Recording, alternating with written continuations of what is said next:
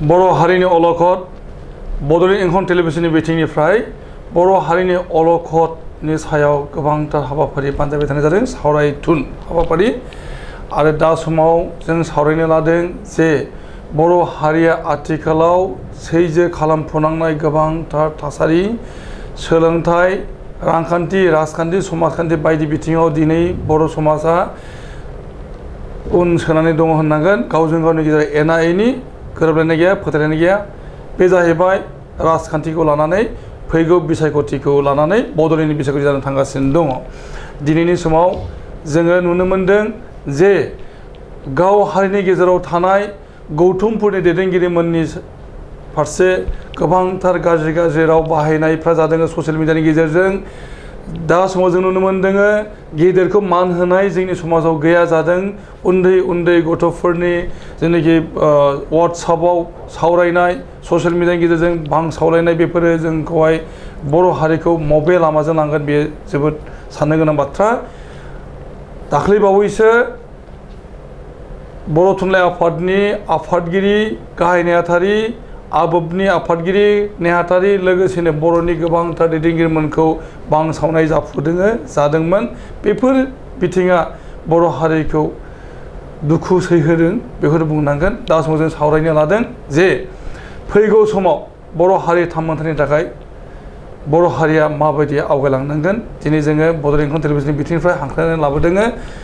बर'नि सासेल' एमपि राज्य सभानि एमपि मुस्रि बिस्वजित दैमारि जों बिथांखौ सिबिनाय होदों खुलुमनाय होदों खुलुमबाय बर' थुनलाइ आफादनि आफादगिरि दङ मुस्रि तरेन बर' खुलुमनाय होदों आरो इउबिपि इउनाइटेड बड' पिपल्स अर्गानाइजेसन बुंथिगिरि पीताम्बर ब्रह्म खुलुमबाय दा जोङो सावरायनि आथिखालाव ससियेल मिडियानि गेजेरजों जिथु सावरायफुबाय थानाय जादों बड'लेण्डनि फैबाय थानाय बिसायख'थिखौ दहाय होनानै गावजों गावनि गेजेराव जेनाखि अनलायनाय फोथायलायनाय बे गैया जानो थांगासिनो दङ आरो गोबांसा दैदेनगिरिमोननि जेनाखि जिनियास बेफोरखौ माने मान होनो नागारै बिथांमोननि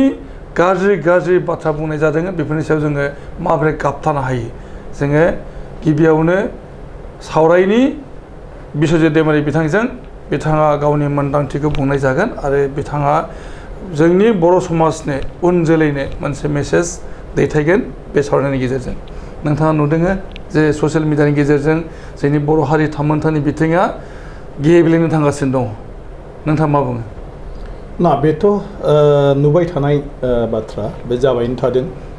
आरो जाबाय थानायनि खारना जाहैबाय जे दा जायफ्रा एक्चुअलि ससियेल मिडियायाव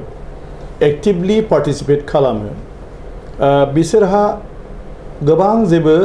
एक्सपिरियेन्स गैया अभिगता गैया खारना जाहैबाय बिसोरो माने माखासे बर'फोरनि जेफोर गांनाय उखैनाय बेजों मोगा मोगि जाबोनाय जि जेंना बे जेंनाफोरजों बिसोरहा मोनसे सिनायथि गैबोआ बा बिसोर बे समखौ मोनबोआखै ससियेल मिडियायाव सोर दिनै एक्टिभ ससियेल मिडियायाव एक्टिभा जाहैबाय 15-16 बोसोर बैसोनिफ्राय लानानै खोब बेसे 22-27 बोसोर बैसोनि गतिके बिसिनि समाव बर'नि अलखदनि मोनसेबो नुथाय बिसोरो नुबोआखै बिसोर जोनोम जानायनिफ्राय गासिबो मोजां समखौनो नुबोदों बर'आ बोरै नासयजायामोन बर'आ मालायफोरजों माबायदि बिहेभियार मोनामोन जों सोलोंथाइनिफ्राय जुरिजेननानै गुबुन गुबुन बिथिङाव माब्रै मालायफोरजों नासयजायामोन बे बाथ्राफोरखौ नुबोआखै आरो माब्रैहाय बै समनिफ्राय जोंनि बर'नि माखासे साननो हानाय सुबुंफ्रा बेफोर बाथ्राफोरखौ लानानै गासिबखौबो खौसे खालामनानै बिनि हेंथायै सोमावसारबोदोंमोन जुजिबोदोंमोन बेफोरखौ बिसोर नुवाखै ओंखायनो आं सानो बियो स्वाभाबिक खारन दा जों बैसो थानाय मानसिफ्रा जोंबो बुंनो गोसो जायो नाथाय जोंहा आसियान थुबाबो जाया मबाइलाव ससियेल मिडियायाव जोंहा माने लिरनांगौब्लाबो जोङो लिरख'नो हाया आरो माखासे टेकनिकफोरखौ सोलोंनायनिबो जोंहा इच्छाबो गैला बैसोबो गैला गतिके जों ओरैनो जास्ट नायसैल' नुसैल' जों कमेन्ट्स मोनसे लिरनांगौबा सासे सोरबा माने मा होनो उइदिन दि सेकेन्ड माने बहुतटा वार्ड लिरनानै हरो जेराव जोंहा मोननै सोदोबखौनो जोङो लिरख'नो हाया गतिके ससियेल मिडियायाव जायफोर दा पार्टिसिपेट खालामदों बिसोर फ्रायखौनो नुगोन जों सिनायनो मोननाय मानसि बा एसे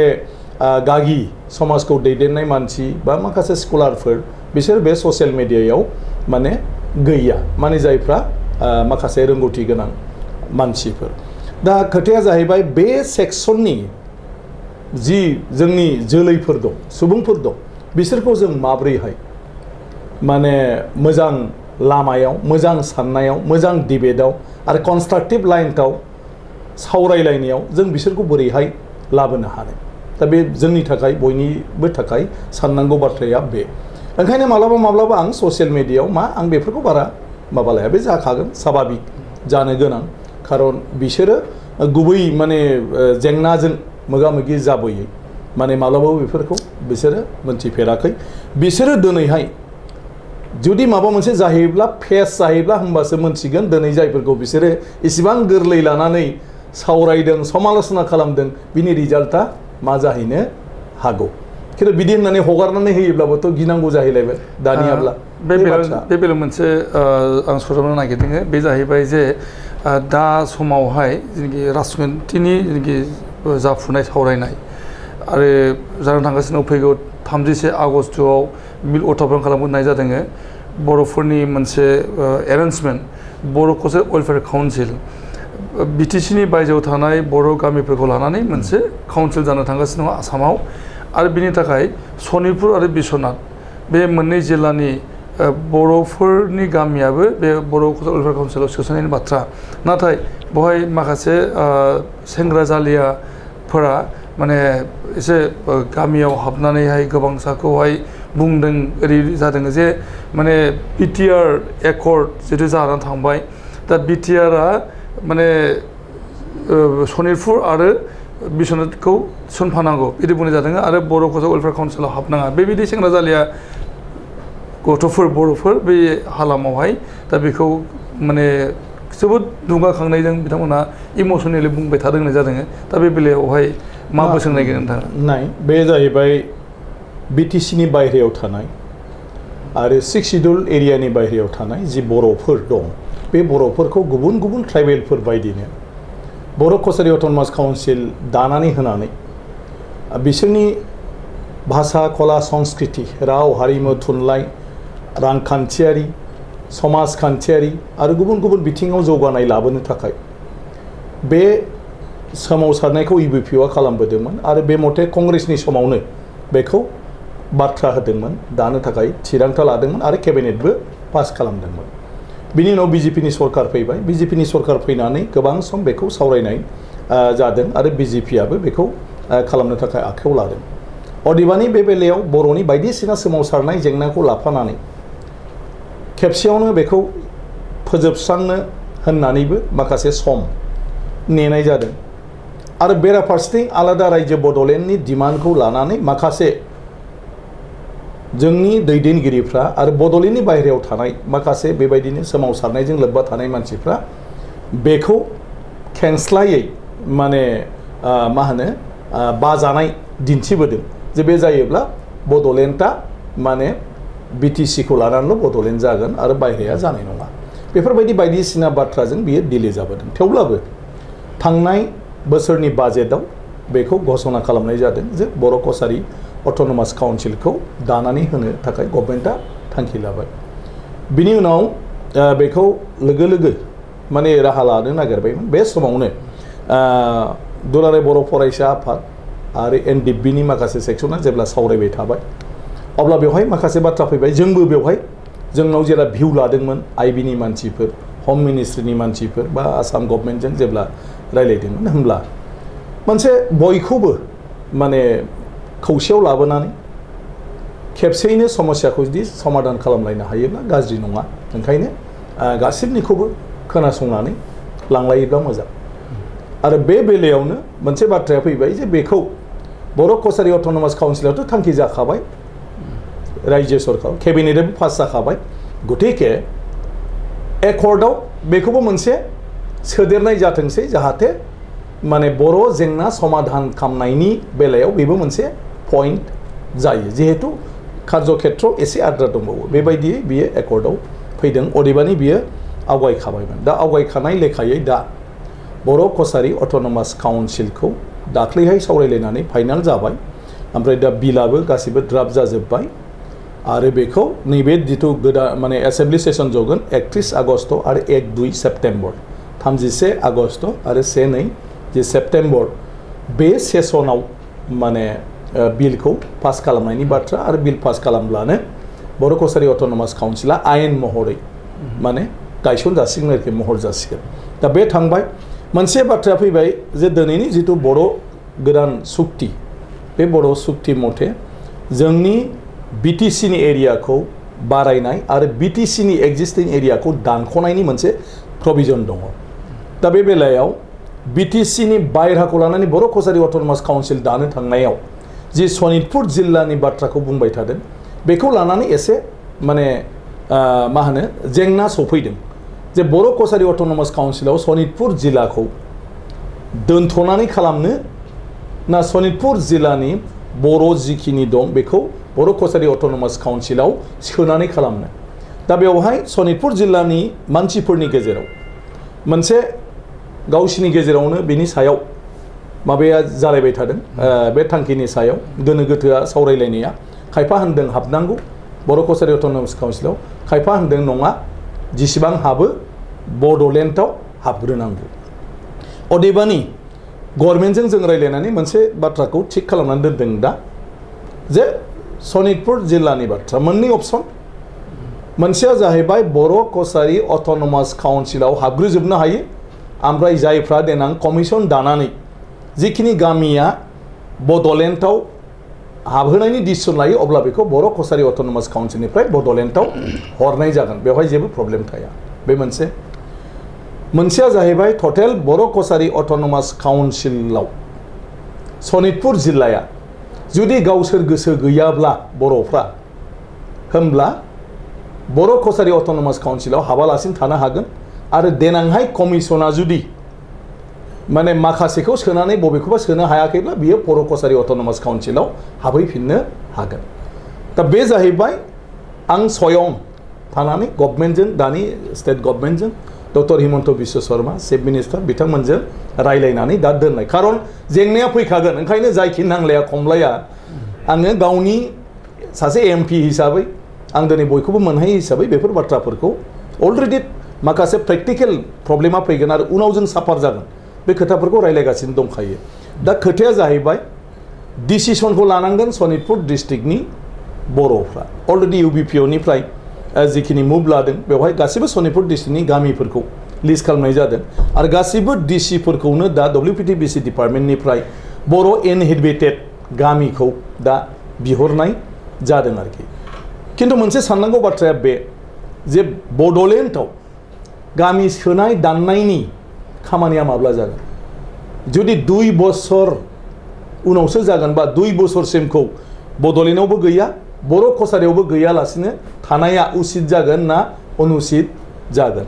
आरो माब्लाबा जोंनि दिनैनि सागनगिरिफ्रा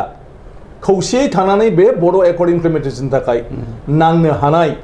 बे परिबेसा थाहैगोन ना थाहैया खारन एकर्डनि दाननै माने बे दाननैसोनि गेजेरावनो जोंनि सागनगिरिफ्रा मोनसे राजखान्थियारि आबहावाखौ लानानै गुबुन माने बाहागोआव थाबाय आरो गावजों गावनि गेजेराव मोनसे मतानैक्यआव फैलायलायबाय आरो मोनसे मताव गैया अब्ला बड' एकर्ड इमप्लिमेन्टेसननि गेजेरजों बर' कसारियाव हाबनाय आरो बड'लेण्ड टेरिटरियेल काउन्सिलाव हाबनाय बे हाबनायनि बेलायाव इयुना जोंनि थाखाय बेसेबां माने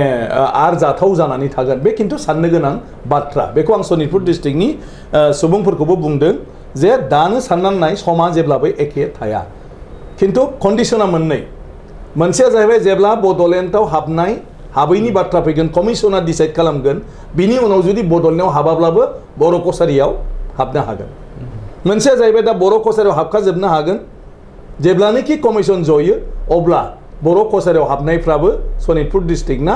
बिसोर गावसिनि गामिखौ बड'लेण्डआव थानांगौ होननानै क्लेम खालामनो हागोन जुदि कमिसना बेखौ गनायो अब्ला बिसोरो बर' कसारिनिफ्रायब्लाबो बड'लेण्ड टेरिटरियेल काउन्सिलाव हाबफैनो हागोन बेयाव मोनसे प्रब्लेम दङ जे नुनो मोन्दों 2003नि 10 फेब्रुवारियावनो बिटिसि एकर्ड जादोंमोन आरो बे बिटिसि एकर्डआव माने मोन 95 गामि रेभिनिउ बिलेज थिसनबावनायनि बाथ्रा दंमोन नाथाय दिनै 12 बोसोर बारलांबाय नाथाय प्रिपारेसना जायाखिसै थिसनबावनायनिया नेगोसिएसना जायाखिसै दा बिब्दिनो दा समावहाय जुदि बर' वेलफेयार काउन्सिलाव बे मोननै जिल्लानि बर' गामिखौ थिसनखायाब्ला आरो बे माब्ला थिसनजागोन बे मोनसे साननो गोनां जादों आरो जेनेबा कमिसन बसायबाय कमिसन बसायनायनि उनावहाय बेवहाय जेबो कन्टिगिउटि गैया जेने दासिमनि बिटिसिनि सिमाया जाहैबाय फासनै दैनिफ्राय बर' गामि मोननो थाखाय सनितपुरनि बर' गामि मोननो थाखाय गोबांथार माने एलेखा बारलांनांगौ जायो जेरावनाखि बेवहाय गुबुन हारिनि सुबुंफ्रासो दङ दा बे जाबायहाय जिहेतु एकर्डआव दङ नायबा माने बियो माने माबा आयेनाव बेखौ बुंनाय जादों जे मोनसे कमप्लेक्टनेस लाबोनाय बाथ्रा आरो माने कन्टिगिउटि थानांगोन ना बेथ' रोखाखा माने नोङो कन्टिगियासआव थानांगोन नांजाबनायाव प्लास बर' सुबुं सानखोआ माने थानांगोन बेवहाय प्रपारलि बे ओमफ्राय मोनसे खोथाया जाहैबाय दाननाय आरो सोनाय मोननैबो सोमोन्दो दङ गतिके दानख'नायखौ बेसेबां एक्सेप्ट खालामगोन बिग्राफ्रा सोनायखौथ' जेसे हागौ नांगौ नाथाय सोनायखौबो होबथागोन खारन जेब्ला एग्रिमेन्ट एकर्ड जाहांमोन अब्ला बे बाथ्राखौ खोनानानै सनितपुर जिल्लायाव बेनि एमएलए पद्म हाजरिका बिथांमोन गुबुनानो रिएक्सन खालामदोंमोन लोगो लोगो डक्टर हिमन्त बिश्व शर्मा बिथाङा प्रेस मिटआव होननांदों जे सनितपुरनि खुनु मोनसे गामिखौबो बिटिसिआव सोनाय जाया बड'लेण्डआव सोनाय जानाय नङा स्टेटमेन्टआ दाबो दङ माने जास्ट एकर्डनि सिगां रिएक्सन खालामनायनि बे रिप्लाइ दा एकर्ड जाखांबाय आरो एस पार माने एकर्ड कमिसन दानाय जागोन आरो बिटिसिनि माखासे गामिखौ दाननांगोन दा बिटिसिनि मानसिफ्रा दाननायाव गोसो दंना गैया खारन बिटिसिनि सिमा दाननायनि बेलायाव जिथु जुक्ति होदों बहुत गामिया दाननाय थांगोन नोंथांनि दा प्रेसआबो थांनो हागौ बायरायाव मानो होननानै बुङोब्ला जुदि बेवहाय 50% खमसिन दङब्ला बर'आ माने ट्राइबेला आरो बांसिन जुदि जेनेरेल दङब्ला बेखौ दाननाय जागोन आरोखि होमब्ला नोंनि गसाइगावनिफ्राय लानानै जोंनि माने मा होनो रौता अरांसिम गोबां बेबायदि जायगा दं जेराव माने जोंनि सिमाया बै जौखोन्दोआ बेवहाय गोरोबा माने गुबुन जायगायावनो आरोखि गोबांथार अब्ला बे मोनसे बड'लेण्ड टेरिटरियेल काउन्सिलाव ओरैबायदि फैगोन दाथ' रावबो सानाखैनो बे बाथ्राखौ दा दस्रानो बुंजाया बर'जों बर' दा बर' रावजों बुंजायो नोंथांनि बिजनियाव प्रब्लेम फैगोन टंलायाव प्रब्लेम फैगोन गरेस्वराव प्रब्लेम फैगोन जोंहा रङिया देवलकुसिखिनियाव प्रब्लेम फैगोन बासुगाव प्रब्लेम फैगोन क'क्राझार ओरै खोला बे माबाथिं प्रब्लेम फैगोन नोंनि फकिराग्रामाव माने प्रब्लेम फैगोन गसाइगाव समस्त बे सिमानि माने 30% 40%ल' थानाय बर'फ्रा बड'लेण्डनिफ्राय दानजाजोबगोन आं हारसानि खोथाखौ बुङा जेन'बा बड'लेण्डआव अलरेडि खोलाहा सिमायाव थाखानाय जि बर'फोर दं बिसोर जुदि बिसिनि रेभिनिउ गामियाव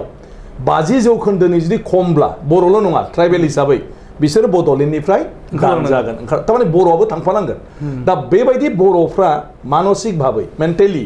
प्रिपेयार नंगौना नङा बड'लेण्डआव हाबखानानै थानाय बड'लेण्डनि सिमानि बर'फ्रा बड'लेण्डनि बाहेरायाव दाननानै हरजानायाव बिथांमोनहा दंना गैया दा बे बाथ्राफोरखौ गोबां साननो गोनां सावरायनो गोनां दं जों जेरै 10टा गामि लुबैदों जोंहा बड'लेण्डनिफ्रायबो 10-20टा गामिया दानजागोन आरोखि बर'फ्रा बाहेरायाव थांफिननांगोन आरोखि बिटिसिनिफ्राय दा बेफोर बाथ्रा दं मोनसेया जाहैबाय बेबायदि बर्डार डिसपुटआ दिनैसिम आसाम मेघालय दं आसाम अरुणाचल दं आसाम नागालेण्ड दं दिनैसिमबो सेटेल जायाखै गतिके बेयो मोनसे माबायाव कन्टिनिउ प्रसेस जेब्लासिम कमिटियाव थानाय माने गासिबो मेम्बारा एग्रिड जाया मोनसे पइन्टआव होमब्लासिम बेखौ डिसिसन लानो अब्ला नोंथाङा मा बुंनो नागिरो जे सनितपुर बिश्वनाथनि रायजोफ्रा मा मावनांगोन नङा आंथ' स्पष्टभाबै सनितपुरनि रायजोखौ प्रेक्टिकेलिबो बेवहाय थांनानै आं बुंदों मिटिङावबो आं अपेनलि बुंदों जे सनितपुरनि रायजो राजाया आंनि मथेब्ला आंनि पार्सनेल भिउ बियो आपातत बर' कसारि अट'नमास काउन्सिलाव हाबजोबनांगौ बिनिफ्राय जेब्ला कमिसन दायो बड'लेण्डआव हाबनायनि थाखाय बिथांमोनहा गासिबो माने एप्लिकेसन होनांगौ बिनि उनाव कमिसनाव जिहेतु जोंनिफ्रायबो मेम्बार थागोन गतिके बेखिनिखौ एग्जामिन खालामनानै जिखिनिया कन्टिगियासआव दं बेखौ जोङो बड'लेण्डआव सोनो नाजानांगौ आरो बेखिनिया बड'लेण्डआव जेब्ला माने हाबनो हायो होनजाबाय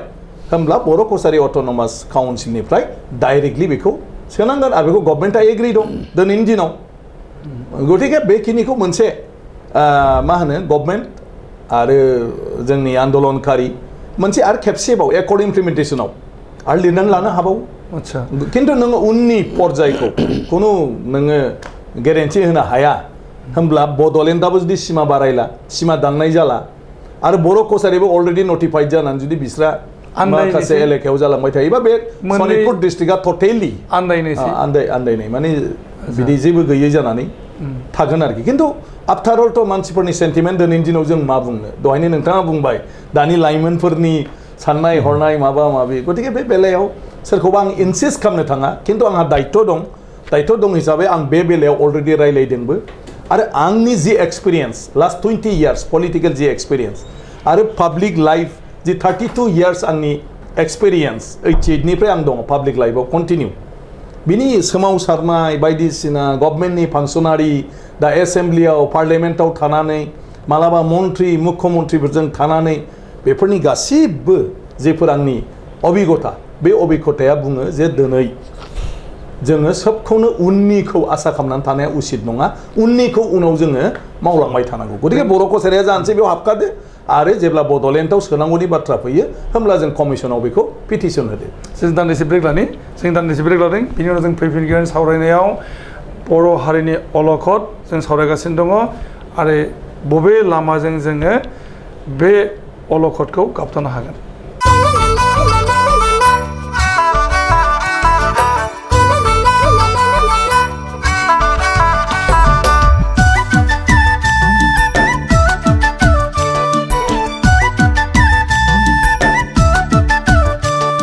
फैफिनदों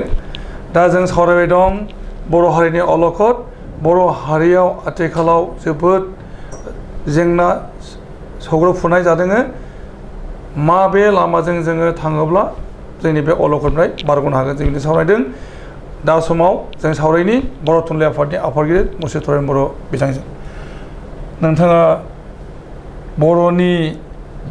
जेनाखि जेंना गुदिनिफ्राय बिजौसिम मोनथिजोबनाय नोंथाङा आजिरा मोनफैलायबाय सेंग्रा बैसोनिफ्राय नोंथाङा बर' सोमावसारनायजों दंफायोमोन आरो दिनैनि समावबो नोंथाङा बर' हारि थामोनथानि थाखाय खामानि मावगासिनो बर' थुनलाइ आफादनि आफादगिरि जानानै नाथाय नोंथाङा बे समावहाय जोबोरैनो सोंखारिनाय मोनगासिनो दङ ससियेल मिडियानि गेजेरजों नोंथांखौ रायगासिनो दङ थांनाय 12 आगस्ट खालि क'क्राझारनि आर'नाइ हटेलाव मोन 18 गौथुमफोरा ज' सावरायलायनाय जादोंमोन जे बर' कसार वेलफेयार काउन्सिल जानो थांगासिनो दङ आसामाव बे बेलायावहाय जोंनि गेजेराव बर'फोरनि गेजेराव मोनसे गोनो गोथो थासारि मोननै जिल्लायाव सनितपुर आरो बिश्वनाथ बे बेलायावनो बै मोननै जिल्लानि बर'फोरा मा थांखि लानांगौ बेनि सायाव नोंथांमोना बानबुंथि होदोंमोन आरो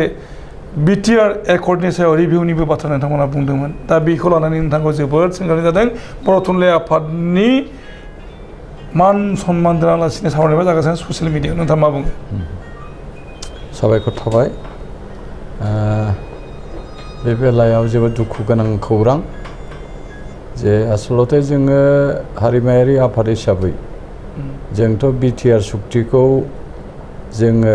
रिभिउ खालामनांगौ बुङाखैमोन खोथा बेबायदि बुंनाय जायाखै खिन्थु खायसे खायसे बुंदों खिन्थु आंनि बेलायाव आं बिदि बुङाखै आं बेखौ बुंदोंमोन मा जोंनि गेजेराव जिथुनाखि इन्टेलेक्सुवेल आरो जोंनि गेजेराव जिथुनाखि शिक्षाबिदनि गेजेराव एकाडेमिशियानफोरनि गेजेराव दान्थे बिदान्थे जादों बिटिआरखौ लानानै दा बिटिआरआ 6-7 मास बारलांबाय दासिमबो कमिसन दाजानाय जायाखै बे नंगौ कभिड-19नि थाखाय हयथ' दाजायाखै बे जागोन उनाव खिन्थु जों बुंदोंसोमोन जोंनि साननाया ओरैसोमोन जे बिटिआर सुक्तिखौ इमप्लिमेन्ट खालामनो कमिसन दायागौ मानि बेनि नेगेटिभ आरो पजिटिभ जों हमनो हायाखै पर्स एन्ड कन्सखौ हमनो हायाखै दा बे समाव जोङो बिटिआर सुक्तिखौ लानानै दावराव दावसि खालामनाङा जों बिदिसो बुंदोंमोन नाथाय ससियेल मिडियायाव जों नुनो मोन्दों नोंथाङाथ' मिथिखायो बेखौ बिराद बांसावनाय जादों आरो बिराद गाज्रि बेखौ बुंनाय जादों जों आसलते बेबायदि बुङाखैमोन बे खोथाया असत्य बेखौ असत्य होननानै आं बुंदों बे खारनाव आं बुङै खोथाखौ आङो कुनुदिन आङो बेखौ माबानो हाया व्हाट इज ट्रु आइ मास्ट से दा खोथा जाहैबाय जोंनि गेजेराव जिथु अलखद जागासिनो दङ थांनाय बारावबो नोंथांनि बड'लेण्ड इंखंआव आं मोनसे खोथाखौ बुंदोंमोन जे बे इउटिउबारफ्रा जानला मोनला ससियेल मिडियानि गेजेरजों जानला मोनला माने फोसावगासिनो दङ जेंनाखौ लानानै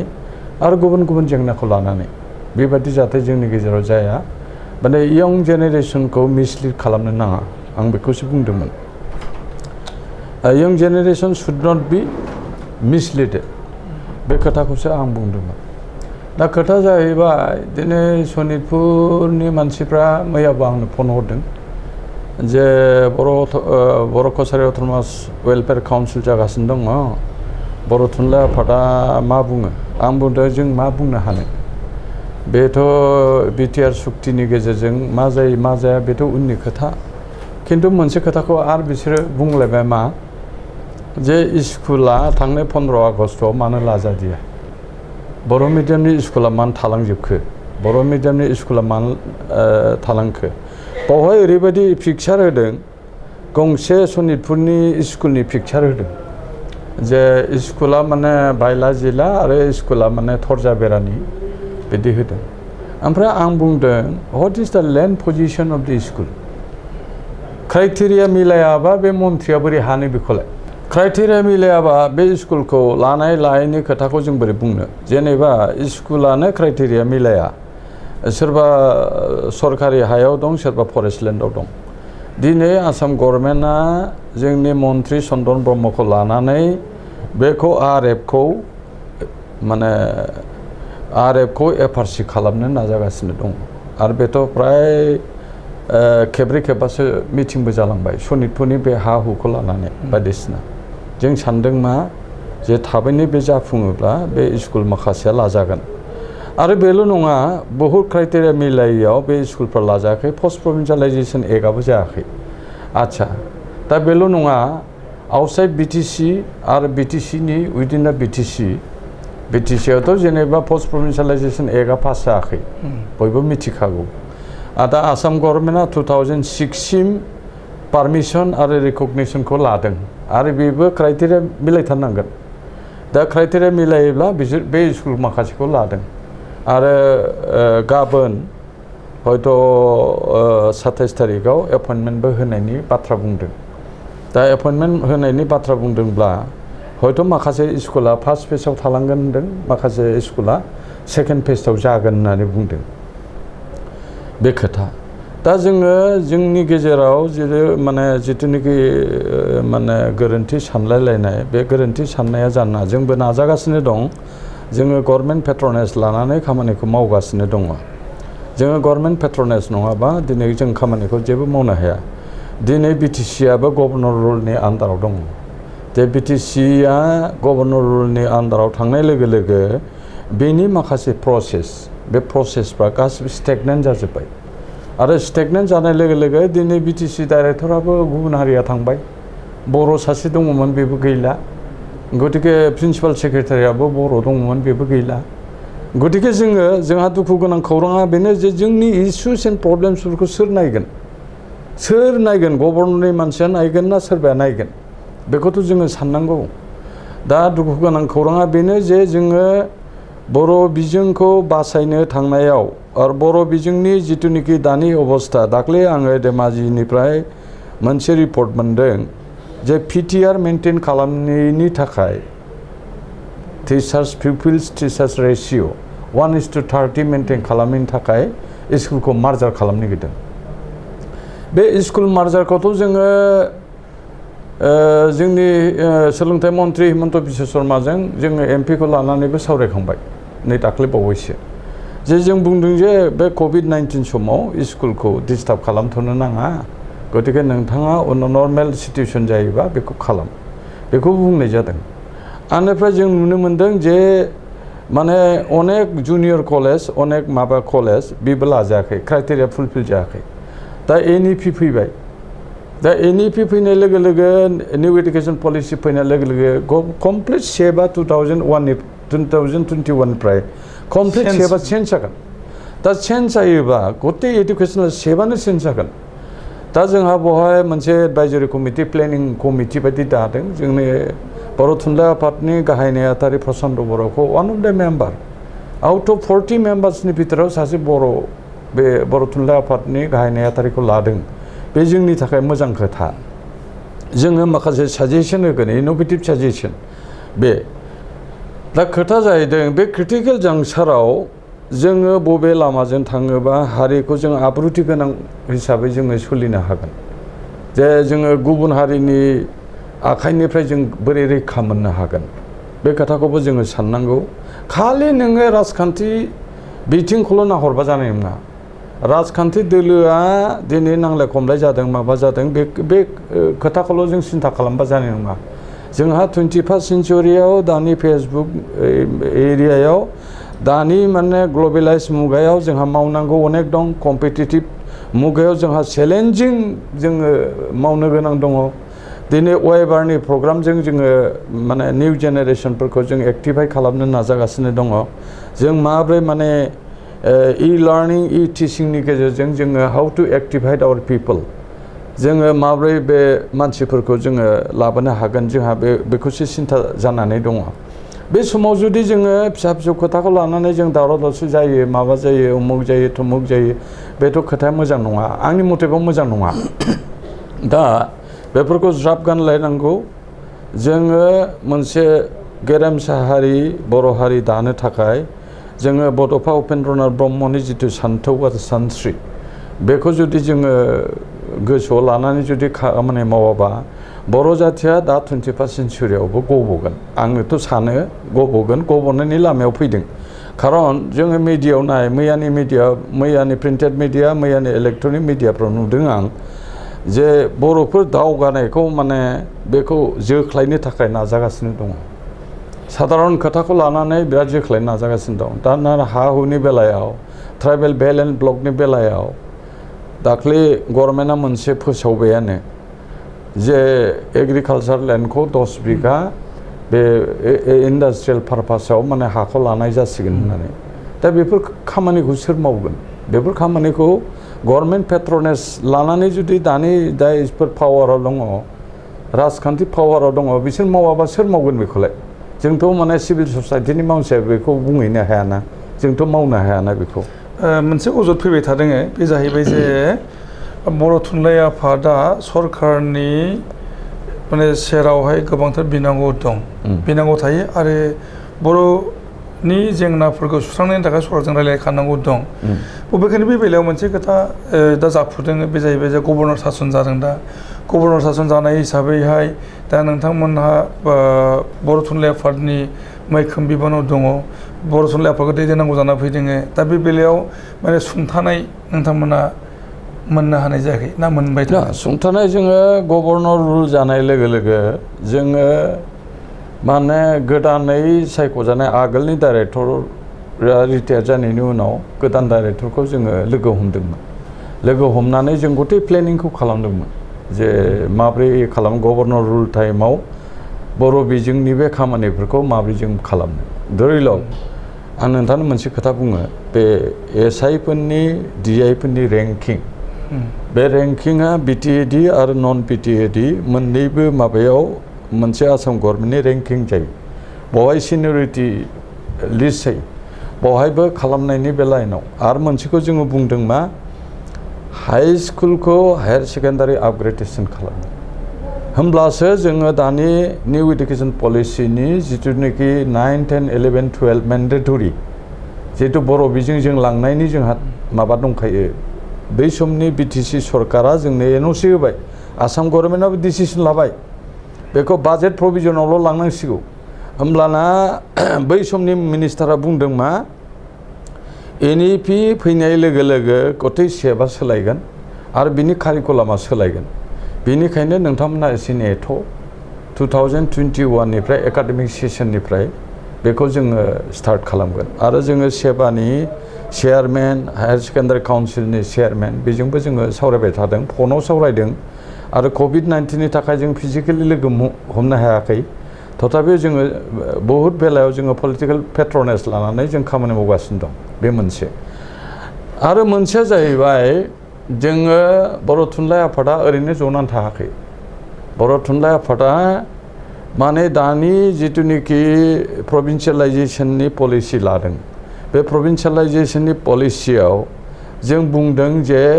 क्राइटेरिया फुलफिल जानायफोरखौ 2006 सिम माबा खालाम प्रभिन्सियेलाइज खालाम बिनि उनावहाय काउन्सिलाइज खालामनायनिथ' जोङो साजेसन होदोंमोन दाथ' काउन्सिलाइजनि प्रश्न जाला बाजेट गैया नालाय काउन्सिलाइज बोरै जानो दा बिटिएडिआव बे 10 बोसोर स्कुलखौ काउन्सिलाइज खालामनांगौबा हिउज एमाउन्ट अफ फान्ड नांगौ बेनिखायनो बिथांमोना हायाखै बेनिखायनो जों होनदों मा केयारफुलि जोङो 2006 सिम पारमिसन एन्ड रिकगनिसनखौ माबानानै जोङो खामानिखौ मावनानै दोननांगौ दोनोब्ला जोङो बाय बार्चु अफ गभर्नमेन्टनि नटिफिकेसन मथे जोङो प्रभिन्सियेलाइजेसनखौ जों खालामनो हागोन खिन्थु गोबाङानो बुंदों मैया ना दाख्लैसो बुंहरलायबाय बिटिआर जाब्लानो जाजोबगोन होनदों आं बुंदों बिटिआर जाब्लानो जाजोबगोन बे खोथायाव बिटिआरआ जेनेबा जागोन खिन्थु क्राइटेरिया फुलफिल जायाबा बिटिआरआव बे जाहैगोन नामा दे बिदिब्ला बिटिआरखौ नेनांगौ जाहैबाय स्कुल प्रभिन्सियेलाइज खालामनांगौबा बेथ' खोथाया दस्राला बे लाइनाव थांगोन बेनिखायनो माला कमिसन दागोन माला मागोन बिटिआर जायोब्ला जाजोबगोन होननाय खोथायाथ' बे थिग नङा दाख्लै आं पेपाराव नुदों बिदि सोरबा होदों आरो मथथे आं बुंला आरो बेखौ दा खोथा जाहैदों जोंनि गेजेराव कन्ट्रभारसि जानो नाङा जोङो बर' बिजोंखौ 12 लिस्टसिम लांनायनि जोंहा थांखि मोनसे दङ जोङो मोनब्रै इउनिभारसिटियाव बर' डिपार्टमेन्टखौ खुलिनो हाबाय बे मोनब्रै इउनिभारसिटियाव जोङो बर' डिपार्टमेन्टखौ खुलिनो हानाय माखासे कलेजाव जोङो बर' डिपार्टमेन्टखौ मोजाङै सोलिनो हानाय आरो बे कलेजनि जोङो एसिस्टेन्ट प्रफेसारफोरखौ एपइन्टमेन्ट होनायनि प्रसेस बेथ' फाइनालानो जाहैबाय 10टा कलेजना फाइनाल जाबाय आरो बाखि जोङो 14टा कलेजना जागासिनो दङ गतिके बर' थुनलाइ आफादा दानि COVID-19 बाबो जोङो माखासे खामानिखौ मावनानै दं आरोखि आच्छा मोनसे दाजाबनांगौ दङ जाहैबाय थांनाय 12 आगस्ट खालि जेनाखि मेल जादोंमोन क'क्राझाराव बेवहाय नोंथांमोननिफ्राय बुंनाय जादों नोंथाङा बुंनाय जादों होननानै बुंनाय जादों जे बे जाहैबाय जे बिटिआर एकर्डनि एसे आगोल एबा बिनि उनावबो दिनै 7 दान बारलांबाय नाथाय बर' थुनलाइ आफादखौ माने बे बिटिआर एग्रिमेन्टनि सायाव सावरायनो थाखाय दासिमबो बानजायफोर लानाय जायाखै होनना बुंनाय जादों आरो जेरावहायनोखि दुलाराय बर' फरायसाफोरा बर' थुनलाइ आफादनि मोनसे एलाइड अर्गेनाइजेसन दा बे हिसाबैहाय एकर्डआ जादोंमोन 21 जानुवारि खालि बर' थुनलाइ आफादनि जथुम्माया जादोंमोन 20, 21, 22 जानुवारि खालि सानब्रैनिल' बहाय फाराग दङ दा बे हिसाबै बर' थुनलाइ आफादनि सेसनाव बिथांमोनखौ नोंथांमोना लोगो मोननो हादोंमोन नाथाय बे सुक्तिनि थाखाय जेबो नोंथांमोननो माने मोनथिहोनाय जायाखै आरो सुक्ति जानायनि उनावबो नोंथांमोननो मोनथिनाय जायाखै नोंथाङा बे खोथाखौ बुंदों होननाय जादों दा एकर्डआव नोंथांमोना बुंनांगौ दंमोन नामा नोंथांमोनाबो बर' थुनलाइ आफादा बे बिटिसि माने बिटिआर एकर्डआव माबाफोर सरजाबनांगौ दंमोन होननानै नोंथाङा बुंनो नागिरो नामा बेथ' रोखा खोथा जोङो दुखु मोननाया बेनो आं स्पष्ट बुंगोन बेखौ सोरबा आदारवाइज साननानै खुनु लाब गैया जोङो बिटिआर सुक्ति जागोन मागोन जोङो मिथिया एनडिएबिजों आरो इउबिपिअजों माबा मोनसे सुक्ति जागोन होननानै जों मिथियो खिन्थु बहाय आफस'स जे सिगनेटरि जागोन बेखौ जों मिथिया आच्छा बेखौ माने जोङो हारिमायारि आफादफ्रा बे बिटिआर सुक्ति जानो थांनायखौ जों मिथिनांगौमोन जोंहा सावरायनांगौ खोथा दंमोन आगोलाव जोङो बिएलटि सुक्तियाव 2003नि माने बिएलटि सुक्तियाव बिटिसि सुक्तियाव जोङो इनभाइट मोनदोंमोन जोङो प्राय 8-9 बारसो दिल्लीयाव जों थांनानै आल'सना खालामनो माखासे खोथाफोरखौ जों बुंनो हादों पार्टिकुलारलि जों बुंदों बर' रावखौ ओइथ सिडुलाव सोथारनांगौ दा बे बेलायावबो जोंहा माखासे डिमान्ड दंमोन बे बेलायाव जोंहा डिमान्ड दंमोन थिगासे बिटिआर सुक्तियाव सोदों बेखौ जोङो गाज्रि मोनाखै खिन्थु हारिमायारि आफाद हिसाबैथ' जोंहा बुंनांगौ खोथा दंमोन बेहाय दुलाराय बर' फरायसा आफादा जिहेतु जोंनि एलाइड अर्गेनाइजेसनमोन बिथांमोना जोंनो मिथिहोनांगौमोन बे मोनसे रायजोफोरनि कुइसन जादों दा बे बर' थुनलाइ आफादा मानो जोगार जाखो बे सुक्तियाव ओमफ्राय सुक्तिनि उनावबो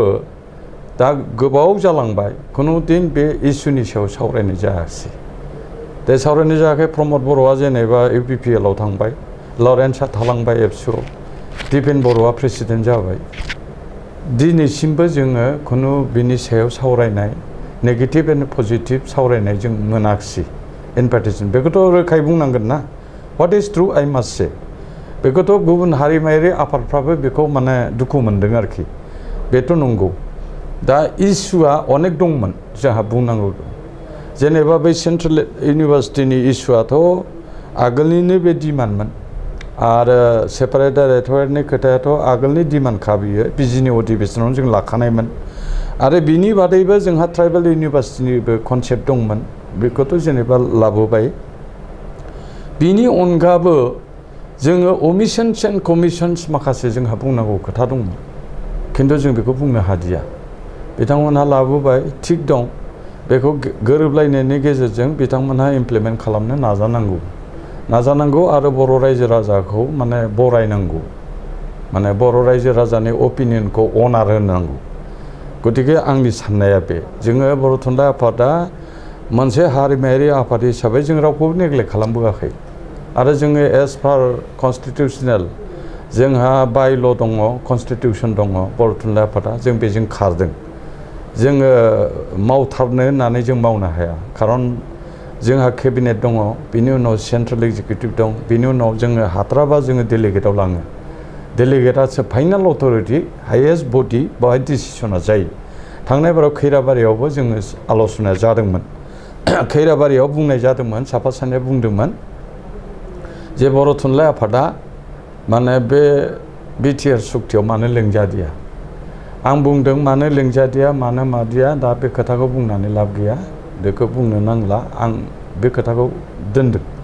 बुङालासेनो आं दोनदों बेनिफ्राय बिटिआर सुक्तिनि उनावबो जोंखौ लिंदिया बेखौबो बुंनाय जादोंमोन बेखौ सावरायनाय जादों जोंहा खोथा जाहैबाय बर' राव थुनलाइ जौगानाया जोङो दा मुलुग दरबाराव जों बेखौ लांनांगौ जोंहा बेल' मा जानांगौ जोंनि गेजेराव डिफारेन्सिएसना थानो नाङा आंनि खोथा बे आरो आच्छा जोङो दान्दिसे ब्रेक लाबावनि जों दान्दिसे ब्रेक लादों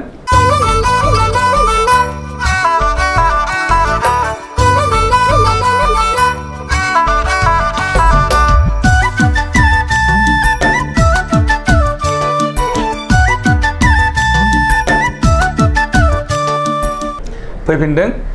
जों दा समाव सावरायगासिनो दं बर' हारिनि अलखद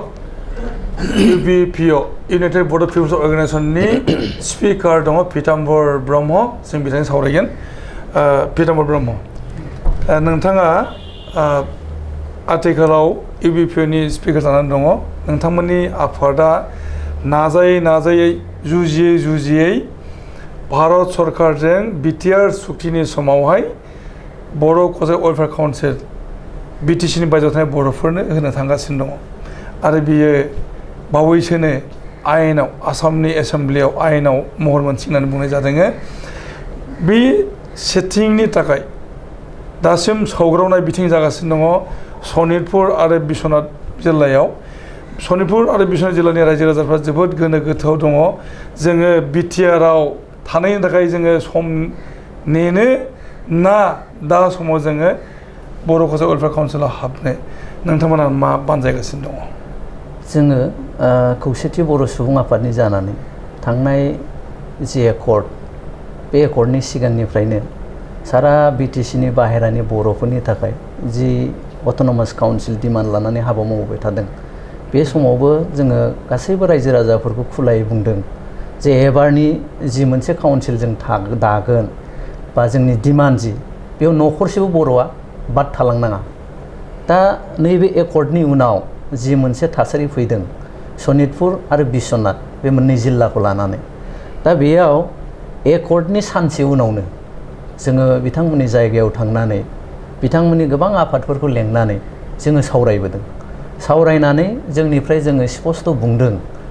जे जोंनि सिन्थाया आरो खुलाखुलियै जोंनि सिन्थायाबा जोङो नैबेबायदि लादों जे गासैबो सनितपुरनि माखासे एरियाया हाबमारोबाबो खिन्थु माखासे एरिया हाबखाथारा जों बेखौ स्पष्ट बयबो मिथिगौ दा ओंखायनो जोङो गासिबो सानलायलायनानै जोङो UBPOनि बेलायाव जोंनि जिल्ला आफादखौ सनितपुर आरो बिश्वनाथनि जिल्ला आफादखौ आरो बिथांमोनखौ बे ओनसोलनि रायजोफोरजों मत बिनिमय एबा रायलायलायनो जोङो थिनदोंमोन दा बिथांमोना गोबां खेब रायलायबाय रायलायनायनि गेजेरजों दा बिथांमोना स्र' मोनसे डिसिसनाव फैलायनो हायाखै दासिमबो खिन्थु जोङो जिल्लानिफ्राय जों बुंबाय थादों जोंनि सिन्थाखौ आरोखि दा जोंनि साननाया नै ओरै जिहेतु नोङो आसाम जि मोनसे बिलनि गेजेरजों जि मोनसे काउन्सिल फैगोन बे काउन्सिलाव गासिबो हाबजोबनानै थायोब्लाबो उनावहाय बिनिफ्राय ओंखारनानै थांनानै बिटिआरआ सिमा दावखोयोबा बेयाव हाबनायाव जेबो बजखथ' गैया होननानै जिहेतु गभर्नमेन्टजों जों सावरायनायाव गभर्नमेन्टआबो जोंखौ बुंदों आरो जोंबो दा बै बाथ्राफोरखौ सानलायनायनि गेजेरजों जोंनिफ्राय जों खावलायबाय थादों हयथ' नोंथांमोना नैबे जि वेलफेयार काउन्सिल बेयाव जोंजों थाफादो बिनि उनाव जुदि कमिसन दानायनि गेजेरजों जे बे एरियाफोरखौ एक्सटेनसनाव हाबोब्ला बे समाव नोंथांमोनहा ओंखारलांनायनि थाखाय जि सुबिदा दङ बे सुबिदानि गेजेरजों ओंखारनानै बिटिआरआव हाबहैब्लानो जाबाय जोंनिफ्राय जोंनि सिन्थाया आरोखि इउबिपिअनि थ्रुयैदि जों बेखौ स्पष्ट होदों आरोखि दा जोंनि लुगैनाया बे बर'खौसो वेलफेयार काउन्सिल जायोब्ला बेनि जेनाखि मडेलिटि बेयो माबोरै जागोन बेथ' स्टेट एक्टनि आन्डाराव जोङो जिखिनि मडेलिटि जों दादों दा जोंनिफ्राय सावरायलायनायनि गेजेरजों स्टेट एक्टआव जिफोर पावार फांसन मिसिं काउन्सिल बा टिवा काउन्सिल बे काउन्सिलफ्राव जिखिनि होदों बिनि अनगायै जों स्निथा डिपार्टमेन्ट आरो जोंनिफ्राय बारा जों लुगैनायखौ लिरनानै होदों दा बियो जोंनि लिरनाय होनाया जे आसाम एसेम्ब्लियाव पास जानानै फैया बेखौ जों मोनथिलिया खिन्थु जोंनि लुगैनायखिनिया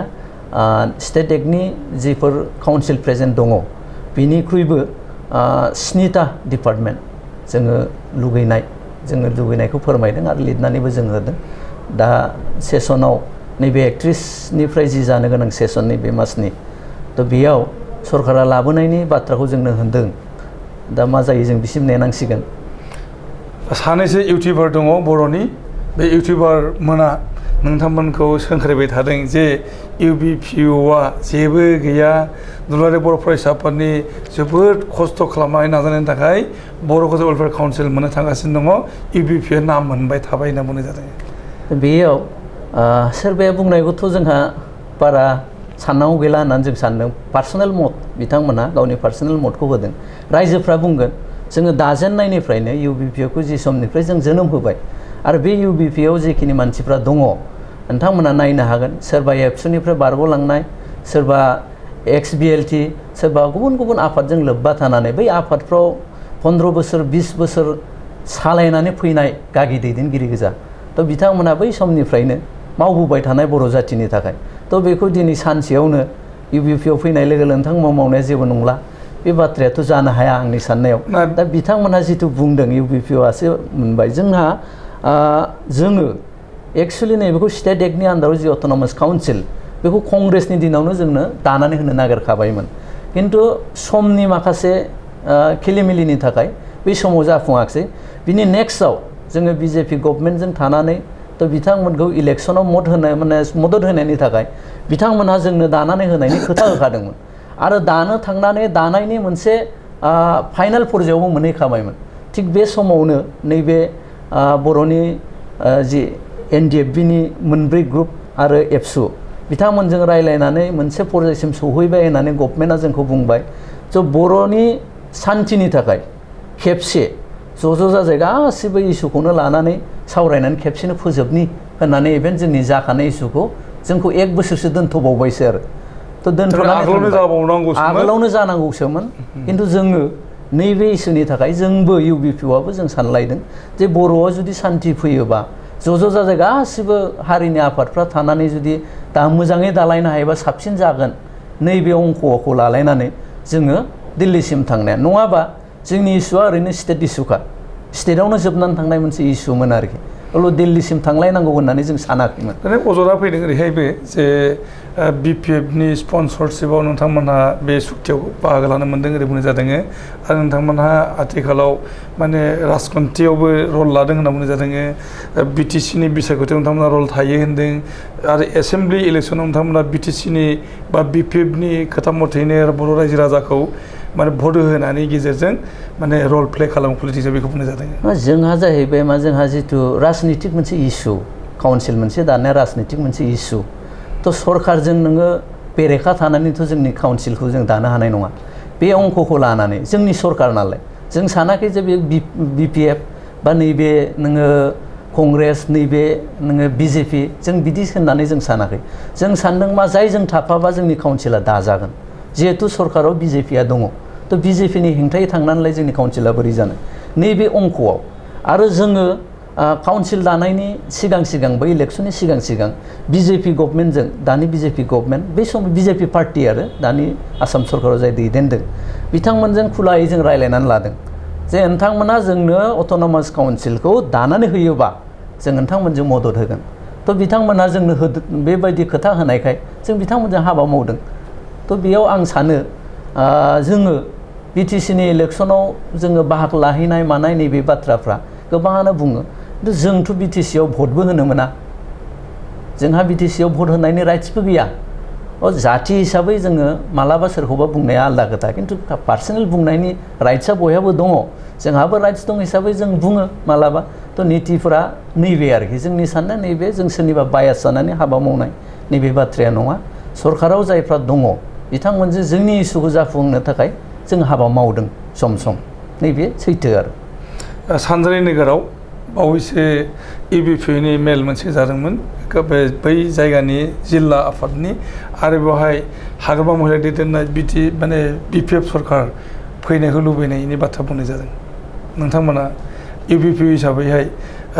BTCआव बबे दोलोखौ राजखान्थि दोलोखौ सरकार जाजानो लुबैदों जोंना ओरैनो मिरु आफाद हिसाबै मोनसे बेबायदि थि डिसिसन लानाय गैया जे जों उमुक दोलोखौ देरहाहोगोन बा उमुक दोलोनि जानानै खामानि मावगोन बेबायदि जोंहा डिसिसन गैया दा बेयाव बै सानजारि नोगोरनि मेलाव मा जादों बेखौथ' जोङो नुवाखै आरो जों थांनानै जोंनिफ्राय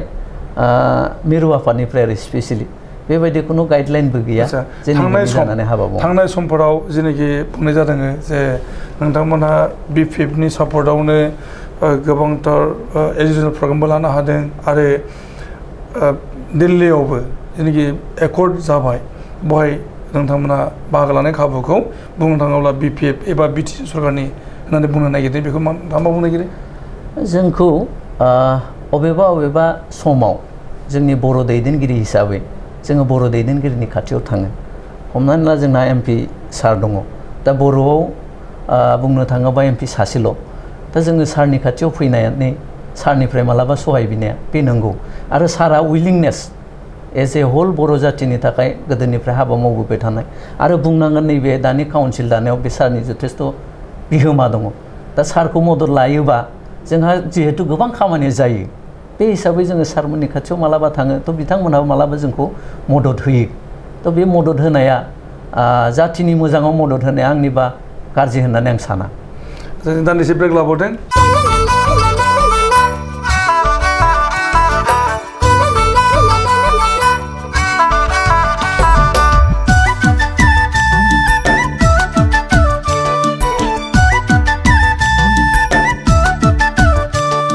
फैफिनदों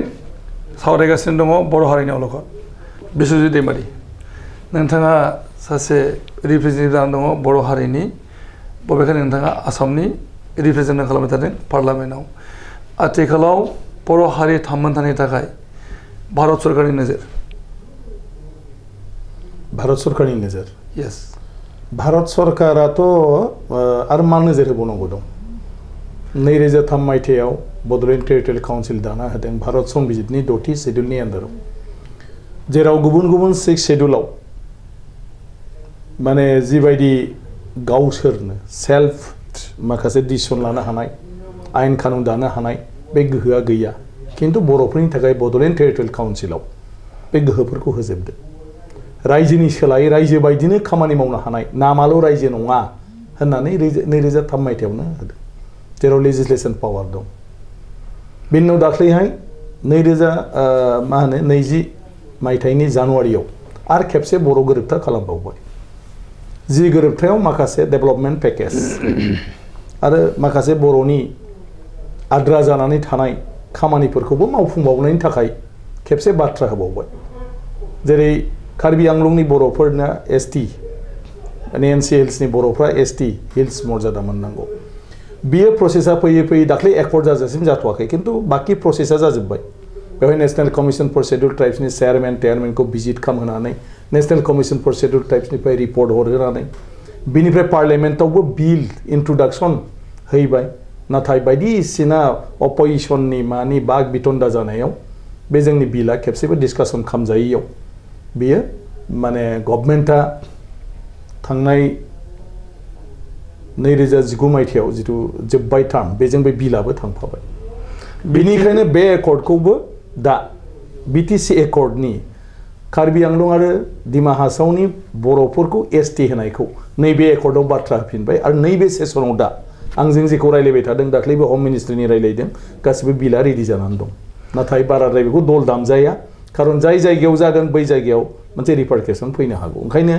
बेखौ बुंनाय जायाखै दा बेखौबो होनो नागिरबाय बिनि बादै गुबुन गुबुन बे सुक्तियाव बाथ्राफोर दंबावो बिनि उनाव आरो सेन्ट्रेल गभर्नमेन्टआ बर'फोरखौ मा नायबावनांगौ दं अजदा नैबे जादों जे सरकारा हानायमानि बर'फोरनि मोनथायखौ बा बर'फोर मोनबाय थानाय गोहोखौ फुदैनि लागै हमदों जेरैहाय दानि समावहाय गोबांथार सावरायनाय जाबाय थादों बर' इन्टेलेक्सुवेलफोरा खावनायाव दङ कनफ्लिक्टआव जादों सोरबाया होनदों बिटिआरआ मोजां सोरबा होनदों बिटिआर गाज्रि बिटिआर गाज्रि होनग्राफोरा होननो नागिरदों जे बिटिआरनि एकर्डनि गेजेरजों बिटिसि 2003नि 10 फेब्रुवारियाव जेनाखि सृष्टि खालामनाय जादोंमोन बिटिसि बेनि पावारखौ जोंनि साननायफ्रा बेयावनो माखासे मा होनो एसे गोरोन्थि बुजिलायनाय जानो नागिरो एक्चुअली दानि एक्जिस्टिं बड'लेण्ड टेरिटरियेल काउन्सिलनिख्रुइ देरसिन जेब्लासिम रायजो जाया इउनियन टेरिटरि जाया होमब्लासिम आरो जेबो गुबुन एरेन्जमेन्ट आरो गिदिराव जानो हाला कारण बड'लेण्ड टेरिटरियेल काउन्सिला रायजो नामल' गैया बाखि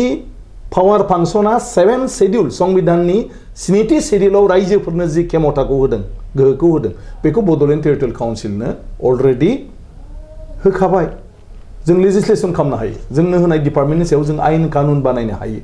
जों निजे डिसिसन लानो हायो जोंनि जिथु बाजेट बे बाजेटनि प्रभिजनाव थानाय गासिबो थाखा फैसा बेखौ जों माबोरै एक्जिक्युट खालामगोन टेक्निकेल सेंसन जोंनो होनो हायो बे जेसेखि 100 क्ररनि प्रजेक्टआनो जायाथों मानो बे बड'लेण्ड टेरिटरियेल काउन्सिलाव बे गोहोखौ होखाजोब्बाय बिनि सा जानांगौब्ला गस्ला मोननांसिगोन दा स्टेट नाम जायोब्ला जोङो हयथ' स्टेट सिभिल सार्भिसाव साख्रि होनो हागोन जेखौ दा बड'लेण्ड टेरिटरियेल काउन्सिलाव सिभिल सार्भिस एपिएससिनि आन्डारनि साख्रिखौ जों होनो हाया खिन्थु एपिएससिनि बादै जेसेबां साख्रि दं गेजेटेड अफिसारब्लाबो बेखौ बड'लेण्ड टेरिटरियेल काउन्सिलानो एपइन्टमेन्ट होनो हायो फाइनान्सियेल जोंहा गोहो गैया बेखायनो फाइनान्सियेल रिलेटेड मेटारखौ जों डिसिसन लानो हाया बेखौ जोङो माने स्टेट गभर्नमेन्टनिफ्राय पारमिसन लानांगौ रायजो जायोब्ला बेखौ मोनगोन बिटिआर एकर्डखौ रिभिउ खालामनांगौनि थाखाय गोबां सानि बानबुंथि रिभिउ नङा आंनिबाथ' नों बिनि बारा नागिरोबा आन्दलनसो खालामनांगोन रिभिउथ' जेबो जानो गोनां गैला बेयाव एकर्डआ जाबाय वान्स एकर्डआ जुदि जाबायब्ला बे एकर्डआ जेबो रिभिउ जाया खिन्थु बेवहाय जुदि लिरखानायावनो माबा मोनसे कारेक्सन खालामनांगौ दंब्ला जोंनि सागनगिरिफ्रा जयैनो थिग खालामना लानांगोन जेरै जों दहाय बुंबाय थादों माखासे बुस्थुफोर दं दा बिटिसिनि गामिखौ दाननो ना दाना जुदि दाना बेखौ एकर्ड इमप्लिमेन्टेसननि बेलायाव नोङो बुंनांसिगोन बेखौ जोंनो नांला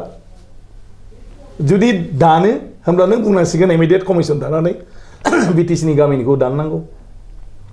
थ' बेबायदि माखासे बाथ्राफोर दं जेरै बिटिसिनि सिटखौ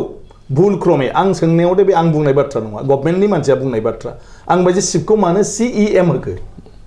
बेसो ओमफ्राय नङा बे ड्राफ्टिंआव भुलाव जालांदों बेफोर जेबो सोलाया गतिके सिट जेरै दोनो बिदिनो थागोन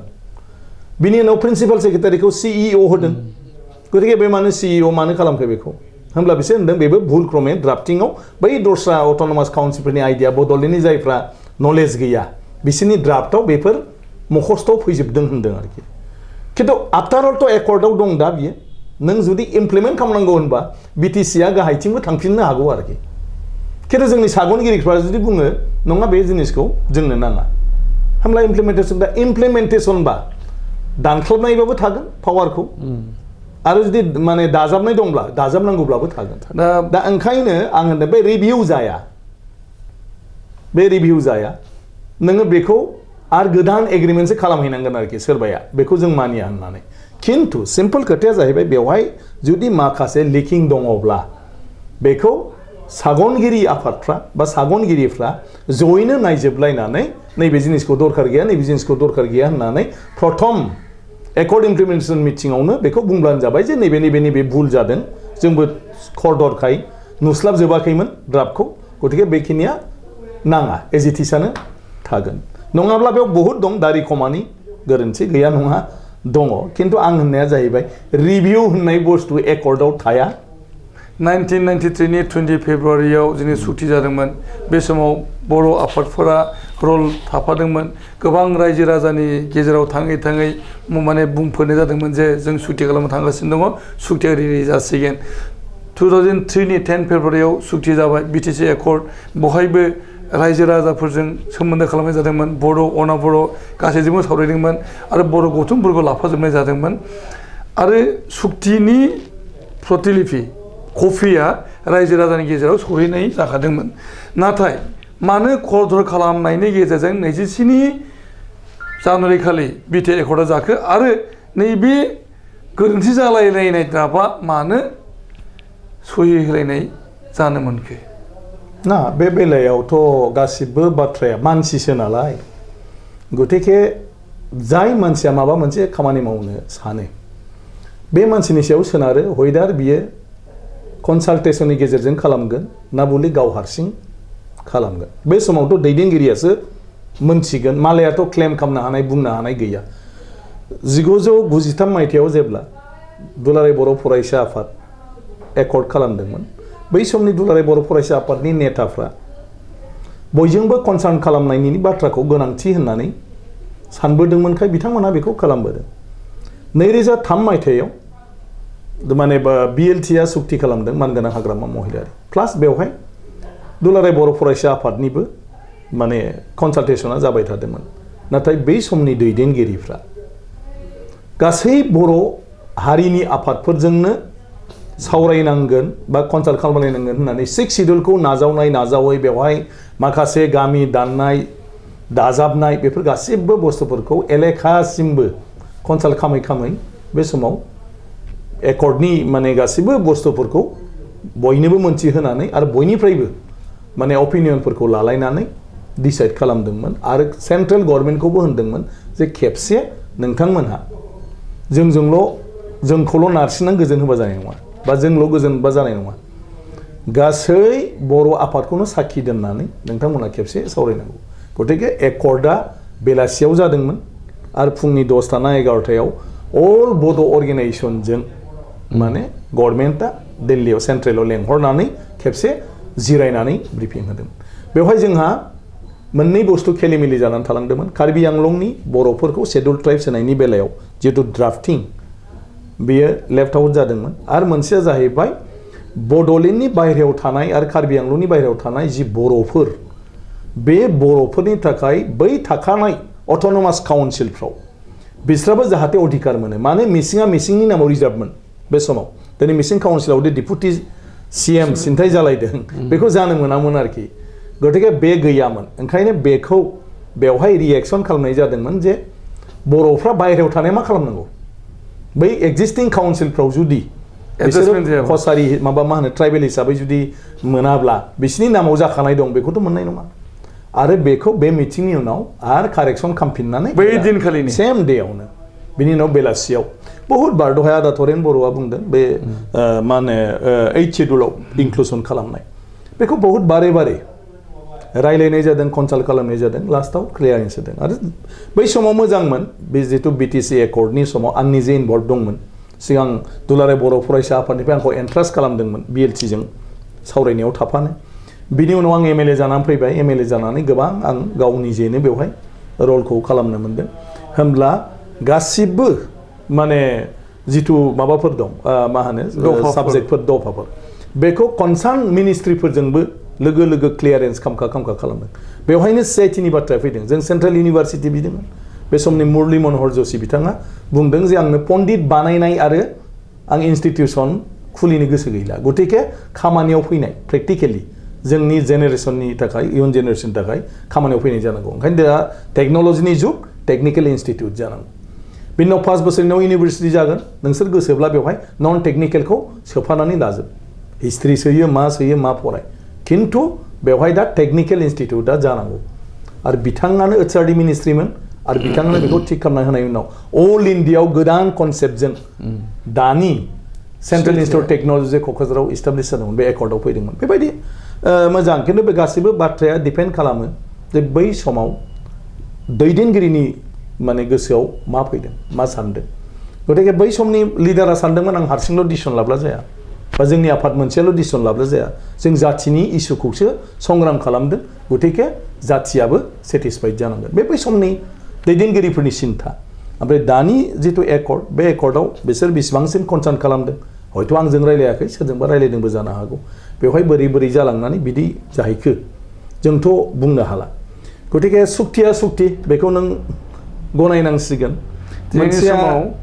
जोंनि समाव सागानगिरिफोर मुंसागिरिफोर NDP रन्जन दैमारिनि ग्रुप आरो धीरेन बर' दैदेननाय ग्रुप लोगोसे सावरायग्रानि ग्रुप मोनथामबो हान्जाया BTR सुक्तिखौ गोरोन्थि जालांबाय होनना बुंदों आरो बिथांमोना बे सुक्तिनि दायखौ दुलाराय बर' फरायसाफोरखौ होनो नागिरो प्रमद बर' बिथांखौ होनो नागिरो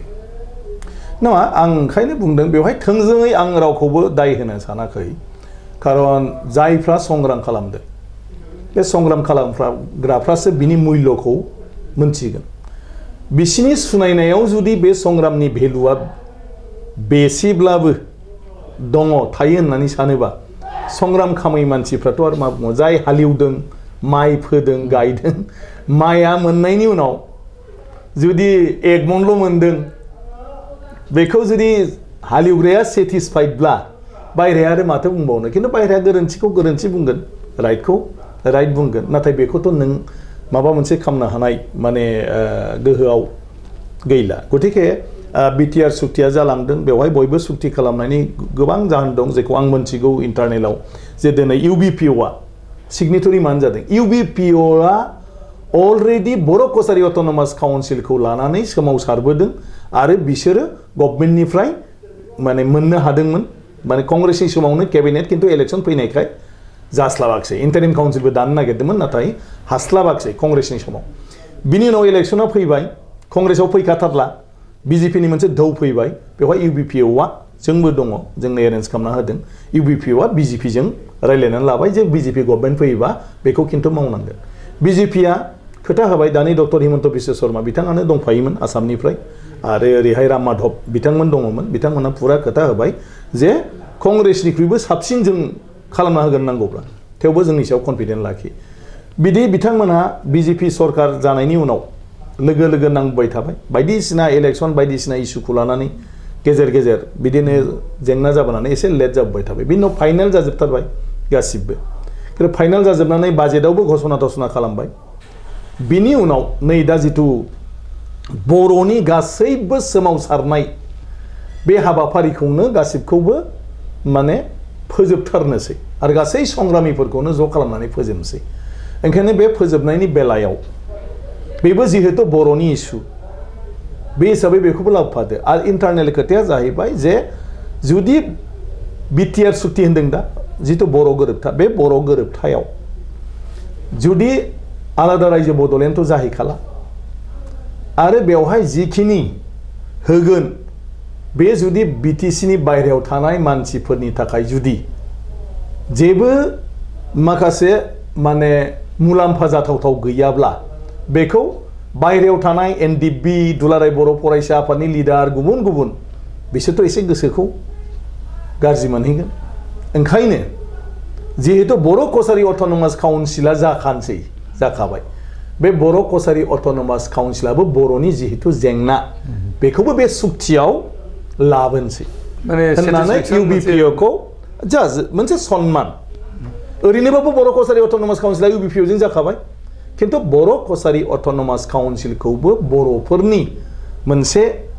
हास्थायनाय आरो गांनाय उखैनायनि बेसादखौ गभर्नमेन्टआ ग्रेन्ट खालामबायखौ साखि हिसाबै एकर्डआव दलिल दोननो नागिरबाय आरो UBPO खौ खावलायबाय जे UBPO आ दिल्लीयाव थांनानै बर' अर्गेनाइजेसनफोरजों नोंसोरो बेखौ सहि हैनांगौ एकमात्र बर' कसारि अट'नमास काउन्सिलनिफ्राय बरंसो बेवहाय थांनानै प्रब्लेमावसो गोलैहैदों UBPO आ मानो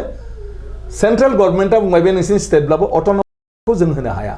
मानो नोंसोरनो अट'नमास वार्डखौ होनाय लोगो लोगो अल इन्डियायावनो जायफ्रा सेपारेट स्टेट बिदों माबा माबि बिदों बिसोरो काउन्सिल बिगोन जेखौ जों सेन्ट्रेल गभर्नमेन्टआ पलिसि गैया ओमफ्राय नागाफ्रा दा बुंगासिनो दङ जों बेफोरखौ होनो हाया ओंखायनो नोंसोर स्टेट गभर्नमेन्टआव बर' कसारि अट'नमास काउन्सिलावनो खाम बा बिनिख्रुइ देरसिन मा खालामो खाम खिन्थु अट'नमास वार्डखौ बेयाव इउज खालामनाङा बेनिफ्राय बर' कसारि वेलफेयार काउन्सिल होननानै दानाबा सोनानै होबाय 11 आवाराव जेब्ला एकर्डआ जानोसै होमब्ला आं खावलायबाय गभर्नमेन्टखौ जे बेखौ दोनदो टेकनिकेल प्रब्लेमा देनां समस्या जाहैगोन गतिके UBPO आ सहिबो होनो नांला आरो बर' कसारि वेलफेयार काउन्सिलखौबो बे ड्राफ्टनिफ्राय खालामदो जिहेतु जोंहा स्टेटआव जाखाजोब्बाय देनां बे सोदोबानो जोंखौ गन्डगल खालामगोन बिनि उनाव बे समाव खोथा होबाय आरो अमित शाह बिथांजोंबो रायलायनायाव बेयाव खोथा होबाय जे बेवहाय जास्ट नाम मात्र नोंस्रा बेयाव जाखानाय गतिके अट'नमास काउन्सिलैनो नोंसिना जागोन खिन्थु जोङो सेन्ट्रेल गभर्नमेन्टआ बेखौ एग्रि खालामनाय देखायनो हाया खारन दस्रा स्टेटनिफ्राय बे डिमान्डफ्रा उनावहाय फैगोन जों जुदि बर'नो अट'नमास काउन्सिल होनो हायोब्ला जोंनो मानो होनो हाया गतिके बे हिसाबै बर' वेलफेयार काउन्सिल लिरनाय थादों बेखौ लानानै गोबां जुजिबावनांदों बिथांमोना मोनथिगौ आं निजे दाख्लै डक्टर हिमन्त बिश्व शर्मा थांनानै लास्टलि फाइनेल जाहैबाय नङाबा बुंदोंमोन खेमथाया अट'नमास काउन्सिल खिन्थु नामा वेलफेयार खिन्थु बे वेलफेयार शब्दबा जोंनि थाखाय मोजां हार्मफुल जागोन लास्टलि दाख्लै फाइनेल मोनसे फिनिशिंआव फैबाय जे सेन्ट्रेलनि रिक्वेस्टआबो थाथोंसै गासैनिबो ओंखायनो बर' कसारि वेलफेयार अट'नमास काउन्सिल जाबाय दा अट'नमास सोदोबखौ दा सोफिननो हाबाय खिन्थु एकर्डआव दाननायसो थांजादोंमोन आरोखि दा बेफोरबायदि गुदु गादा माखासे दं जायो बेफोरो आं सानो बेफोरखौ जों बाराद्राय माने माबा लानो नाङा खिन्थु खोथाया जाहैबाय ओंखायनो जोङो फिउचारखौ जेब्लाबो नायनांगौ जोंनि मोनफ्रोमबो खामानि मावनाया जाहाथे उननि थाखाय जोंनाव खैफोद लाबोआ जेरै दा गामि दानख'नायनि बेलायाव आं होनदों गामि दानख'नायनि मेनथ' बे नङा जे बर' नङै गामि दं गासिबो BTCनि सिमनायाव बर' गामि खाजोब खिन्थु बे बर' गामियाव बर'नि जौखोन्दोआ 50 जौखोन्दोनिबो खम दं दा बिसोरखौ दाननाय जागोन दा जों जेराव रायजोआव सोनायनि आन्दलन खालामदों हाबखानायफोरखौ नों दाननो होनोब्ला बिसोर सिखा रुवा लानानै ओंखारगोन ओंखारा बे बर'फ्रा गतिके बेफोरबायदि माखासे दं ओंखायनो बेखौ बाराद्रायबो रायलाय जाला खिन्थु आं सानो बे बुस्थुखौ जोंहा जोंनि गेजेराव आरोखि बर' हारिनि थाखाय फिउचारखौ लानानै सुक्तियाव दङब्लाबो बेखौ जोङो इमप्लिमेन्ट खालामनाय समाव खालामजायो खालामजाया बायदिसिना बाथ्राफोरखौ जोंनि सिगनेटरि आरो बेवहाय लिड खालामनानै एकर्ड खालामनाय अर्गेनाइजेसनफ्रा माने एसे डिप्ल'मेटिकेलि रायलायनायनि प्रयोजन दं जों नांलायबाय थायोबा बियो गाज्रि जागोन मानो गभर्नमेन्टआ जोंनि फारसे मोजां हास्थायनाय गैखाया बेथ' सिदा खोथा ओंखायनो जों जेसेनो गाज्रिखौ गाव खालामना लानो नागिरो एसेनो बिसोरो नोंखौ हरनैजोंनो मावफुंना होनायनि बाथ्राखौबो बुंगोन आरोखि दा जों बेखौनो बुंनो नागिरो बे ओंखायनो आं सोरखौबा दाय होआ आं होनदों बबावबा समनि फाखनाव जाय मावदों खारन संग्रामखौ जाय खालामदों बे संग्राम खालामग्राफोरसो आं बेखौनो होनदों बे सुगोन नों माबा मोनसे बिनो नोङो नेवलाय जावनायाव एन्जर मोनो एन्जराबो खैथा दं दांसलिया बुंगा इंगिनि जावग्राया जुदि सेटिसफाइड बा बेवहाय माथो बुंबावनांगौ दं बर'फ्रा सेन्ट्रेल गभर्नमेन्टनिफ्राय बिख'ना लाबोनो हानायनि मोन्थाया दं नैबे खारनाव जे 2003 10 फेब्रुवारि जिथुनाखि BTC एकर्ड जादोंमोन बे समावहायनो सेपारेट स्टेटनि बाथ्रा बै समाव सेपारेट स्टेटखौनो बिनाय जादोंमोन बै समाव NDPआ सभरेनिटि बड'लेण्ड बिबाय थादोंमोन जेब्लानाखि BLTआ सावरायनाय जायो सरकारजों बा भारतनि सरकार बै समनि BJP सरकार बिथांमोना बुंनाय जादों जे बै समावहाय भारत सरकारहा गोदान रायजो दानायनि पलिसि गैथ'आ जेब्लानाखि पलिसि लानाय जागोन अब्ला फार्स्ट प्रायरिटि होनाय जागोन बर'फोरनि समस्याखौ आरो बड'लेण्डखौ होनायनि सिन्थाखौ खालामनाय जागोन तेलेंगाना जालाना थांबाय नाथाय बड'लेण्डआ जायाखिसै बे खारनैनो 2010निफ्राय बड'लेण्डनि मुभमेन्टआ जाफिनदोंमोन 2010निफ्राय बड'लेण्ड मुभमेन्टआ जाफिनदोंमोन आरो बे हिसाबैनो BNC आरो भारत सरकारनि गेजेराव मोनसे सावरायलायनाय जादोंमोन त्रिपुरा टकआवहाय वान मेन एक्सपार्ट कमिटि दानाय जादोंमोन JK पिल्लाय बिथांखौ थिसननाय जादोंमोन कमिसनार हिसाबैहाय बे कमिसना बड'लेण्ड रायजो सोरजिजायोना सोरजिजाया 9 दाननि गेजेराव रिपर्ट होनांगौ नाथाय बे कमिसना दिनदानानै थाबाय दिनै बिटिआर एकर्ड लाबोबाय बहाय रायजोनि बाथ्रायानो गैलिया ना आं बेखायनो होनदों जे मावग्रानि सायाव बियो सोनारगोन दैदेनगिरिनि सायाव बियो सोनारगोन गासिबो बाथ्रायावनो दा जेब्ला तेलेंगाना जायो होमब्लाथ' आंनो फार्स्ट पार्लियामेन्टआव रेज खालामफिनदों आं रावजोंबो कनसाल्ट खालामाखै खारन हरनि 12थायाव बे डिसिसन जादों हरनि 12थायाव तेलेंगानाया आरो जेला जों हरावनो निउसाव नुबाय लोगो लोगो आङो पार्लियामेन्ट सेसन सोलिबाय थादोंमोन आं लोगो लोगो पार्लियामेन्ट जुरिजेननाय लोगो लोगो आङो रेज खालामदों जे दिनैहाय तेलेंगाना दानायनि डिसिसन लाबाय गभर्नमेन्टआ किन्तु 2003 सनाव जेब्ला आलादा रायजो बड'लेण्ड दानायनि बाथ्राखौ लानानै सुक्ति खालामदोंमोन बे समाव बारे बारे बुंदोंमोन जे आरो भारतआव खुनु गोदान रायजो दानायनि पलिसि सेन्ट्रेल गभर्नमेन्टहा गैला बिनि उनाव जेब्लानो दागोन होमब्लानो बड'लेण्डनि बाथ्रायाबो बे समाव सावरायजाफिनगोन बा बड'लेण्डखौ दानायनि बेबस्था लागोन गतिके दिनै जिहेतु पलिसि लाबाय गोदान रायजो दानायनि गतिके बड'लेण्डआबो सेपारेट स्टेट दा जानांसिगौ आरो बेखौ गभर्नमेन्टआ डिसिसन लानांगौ एदिन लोगो लोगो हुलुस थुलुस लोगो लोगो मिडियायाव ओंखारबाय जे आरोबाव आलादा रायजो बड'लेण्डनि डिमान्डआ पार्लियामेन्टआव जाफिनबाय बिनिफ्रायसो आं पार्लियामेन्टनिफ्राय ओंखारनानै जोंनि मानसिफोरनो खबर हरबाय आं ओरै होननाय जाबायलै जायखिजाया जिहेतु आगोलाव होनदोंमोन आं बेबायदि बुंनाय जाबाय हाब नंगौ नामा दे थिगानो जाबाय आं बुंनायनि बेयाव एसेम्ब्लि सोलिदोंमोन सानसे ना साननैनि उनावनो जोंनि बिपिएफनि गासैबो मन्त्रि एमएलएफ्रा बेवहाय सेपारेट स्टेट बड'लेण्डखौ दानानै होनायनि थाखाय बेबस्था लानांगौ होननानै एसेम्ब्लियाव फुरा माने डिमान्ड खालामफिनबाय आरो बे डिमान्ड खालामनायनि उनाव गभर्नमेन्टखौ बुंनानै सेन्ट्रेल गभर्नमेन्टखौ बे सिरियास इस्यु बेखौ जुदि माने माबा मोनसे बेबस्था लायाब्ला दानानै होआबा खिन्थु मुस्किल जागोन ओंखायनो बिनि सायावबो बेबस्था लानांगौ बिनि उनाव सेन्ट्रेल गभर्नमेन्टखौ ट्राइपार्टाइट टक लेंहोबाय ट्राइपार्टाइट टक आलदा आलदा जाबाय माने बिएनसि दंमोन बे समाव बिपिएफ ज' जाहैबाय बिपिएफआ आलदायै रायलायदों आरो बिएनसिआ आलदायै रायलायदों बिनि उनाव एबसु आरो गुबुन गुबुन अर्गेनाइजेसन बिसोर एनडिबिबो माखासे थाबाय बिसोर आलदा रायलायदों बेबायदि ट्राइपार्टाइट टक बिनि उनाव जाफिनदों आलादा रायजो बड'लेण्ड दानायनि सायाव बिनि उनाव जेला पार्लियामेन्टआव बिल फैयो तेलेंगानानि होमब्ला आं मोनसे जबरदस्त माने कन्डिसन होदोंमोन जे बड'लेण्डनि सायाव जेब्लासिम मोनसे गभर्नमेन्टनिफ्राय क्लियार खालामनानै होआ सेपारेट स्टेट दानायनि सायाव होमब्लासिम आं बे बिलखौ सापर्ट खालामनो हाया बिनि उनाव नांस्थाबै बिराद नांस्थाबबाय आङो पार्लियामेन्टआव बिनि उनाव आङो माने मा होनो प्राइम मिनिस्टारखौ पार्लियामेन्टनि फ्ल'रावनो बियो आंखौ बादा होबाय थाबाय नों मानो माने माबा खालामफाबाय थानांगौ होननानै आरोखि तेलेंगानायाव थ' बिनि उनाव आङो माने मोनसेखौ बुंबाय नोंनो आसामनिफ्राय एमपि नोंनो सारानो प्राइम मिनिस्टार आसामनि अबस्थाखौ नोंथाङानो मोनथिगौ आरो माबायदि अर जोंबाय थादों बे समाव जोंहा बिरेन सिं इंथिनि न'खर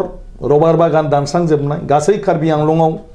माने गभर्नमेन्ट अफिसफोरखौ सावजोबनाय बेबायदि मोनसे अबस्था जादोंमोन बेखौ रेफारेन्स लानानै बुंजोब्बाय दिनै माबायदि अर जोंदों आरो बे जायोब्ला माने सेपारेट स्टेटनि बाथ्राया जुदि आसामना जेबो खोथा फैयाब्ला खिन्थु सेस जाजोबसिगोन गतिके सार नों थानायावनो नों माबा मोनसे खालाम होमब्ला मा खालामनांगौ नों आंनो थाबनो नट मोनसे हो प्राइम मिनिस्टारा आंखौ पार्लियामेन्ट फ्ल'राव बुंदोंमोन लोगो लोगो आं मोनसे नट जे एटलिस्ट मोनसे कमिसन दानानै होनांगौ बे सेपारेट स्टेट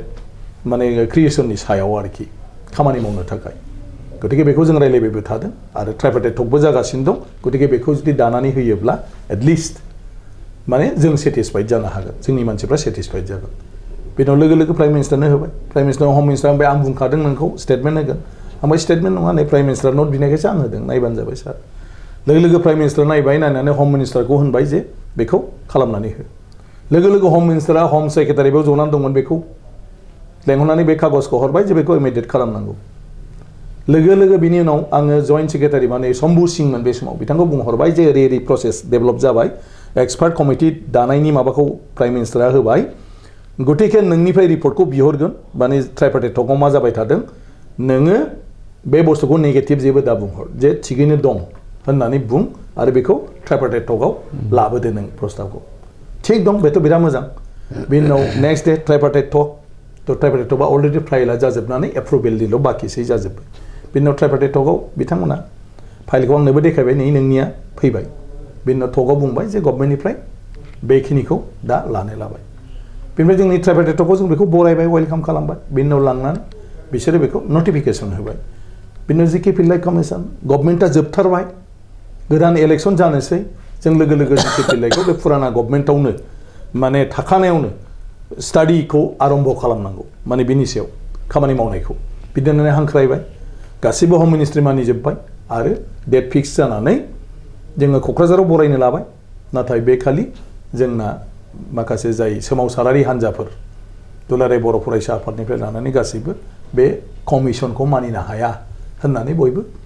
अप'ज खालामबाय बिनि थाखाय पिल्लाया थांनो हायाखिसै आरो बिनिफ्राय जोंनि गेजेराव कन्ट्रडिक्सन जानानै सेपारेट स्टेटनि सायाव जि मोनसे प्रग्रेसमोन बे प्रग्रेसा बे बाधा थाबथानानै थानायावनो थानाय बे जाबाय ओमफ्राय जोंनि गेजेराव दावराव दावसि जागोनखौ लानानै जों चेलेन्जआव थाङाखिसै जिहेतु जोंनि माखासे मानसिया बेखौ सेटिसफाइड जानो हायाखै दा बिनि उनाव गोदान गभर्नमेन्ट फैबाय फुराना गभर्नमेन्ट थांबाय बिजेपि गभर्नमेन्टआव आं पार्लियामेन्टआव मोनसे कुइसन होदों जे जिके पिल्लाइ कमिसन मोनसे दङमोन सेपारेट स्टेट बड'लेण्ड दानायनि सायाव माने खामानि मावनो थाखाय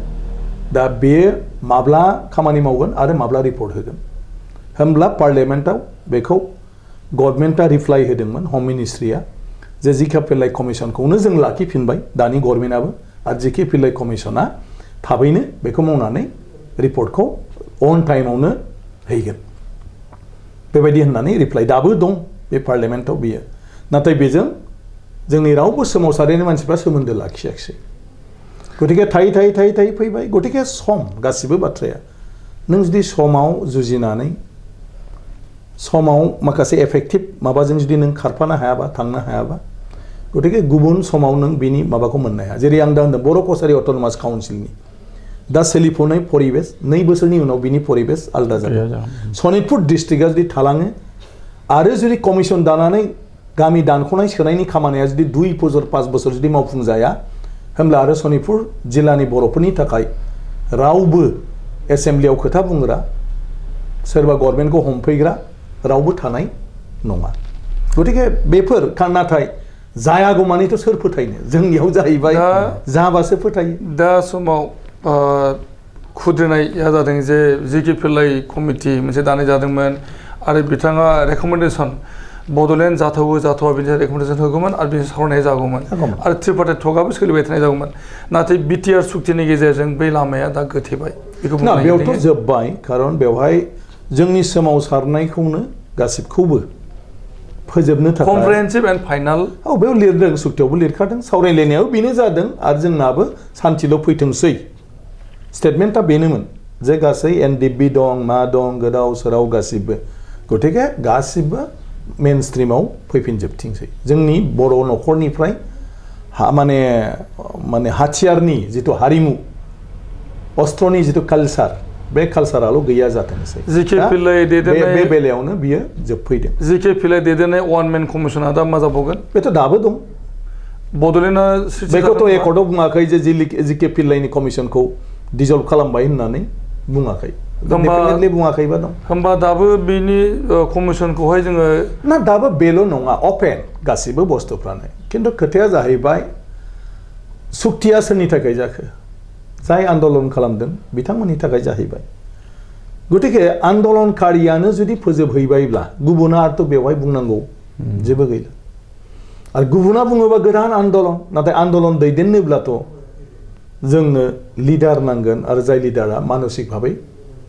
सदबस्स' त्याग खालामनायनि प्रस्तुति थानो हानांगोन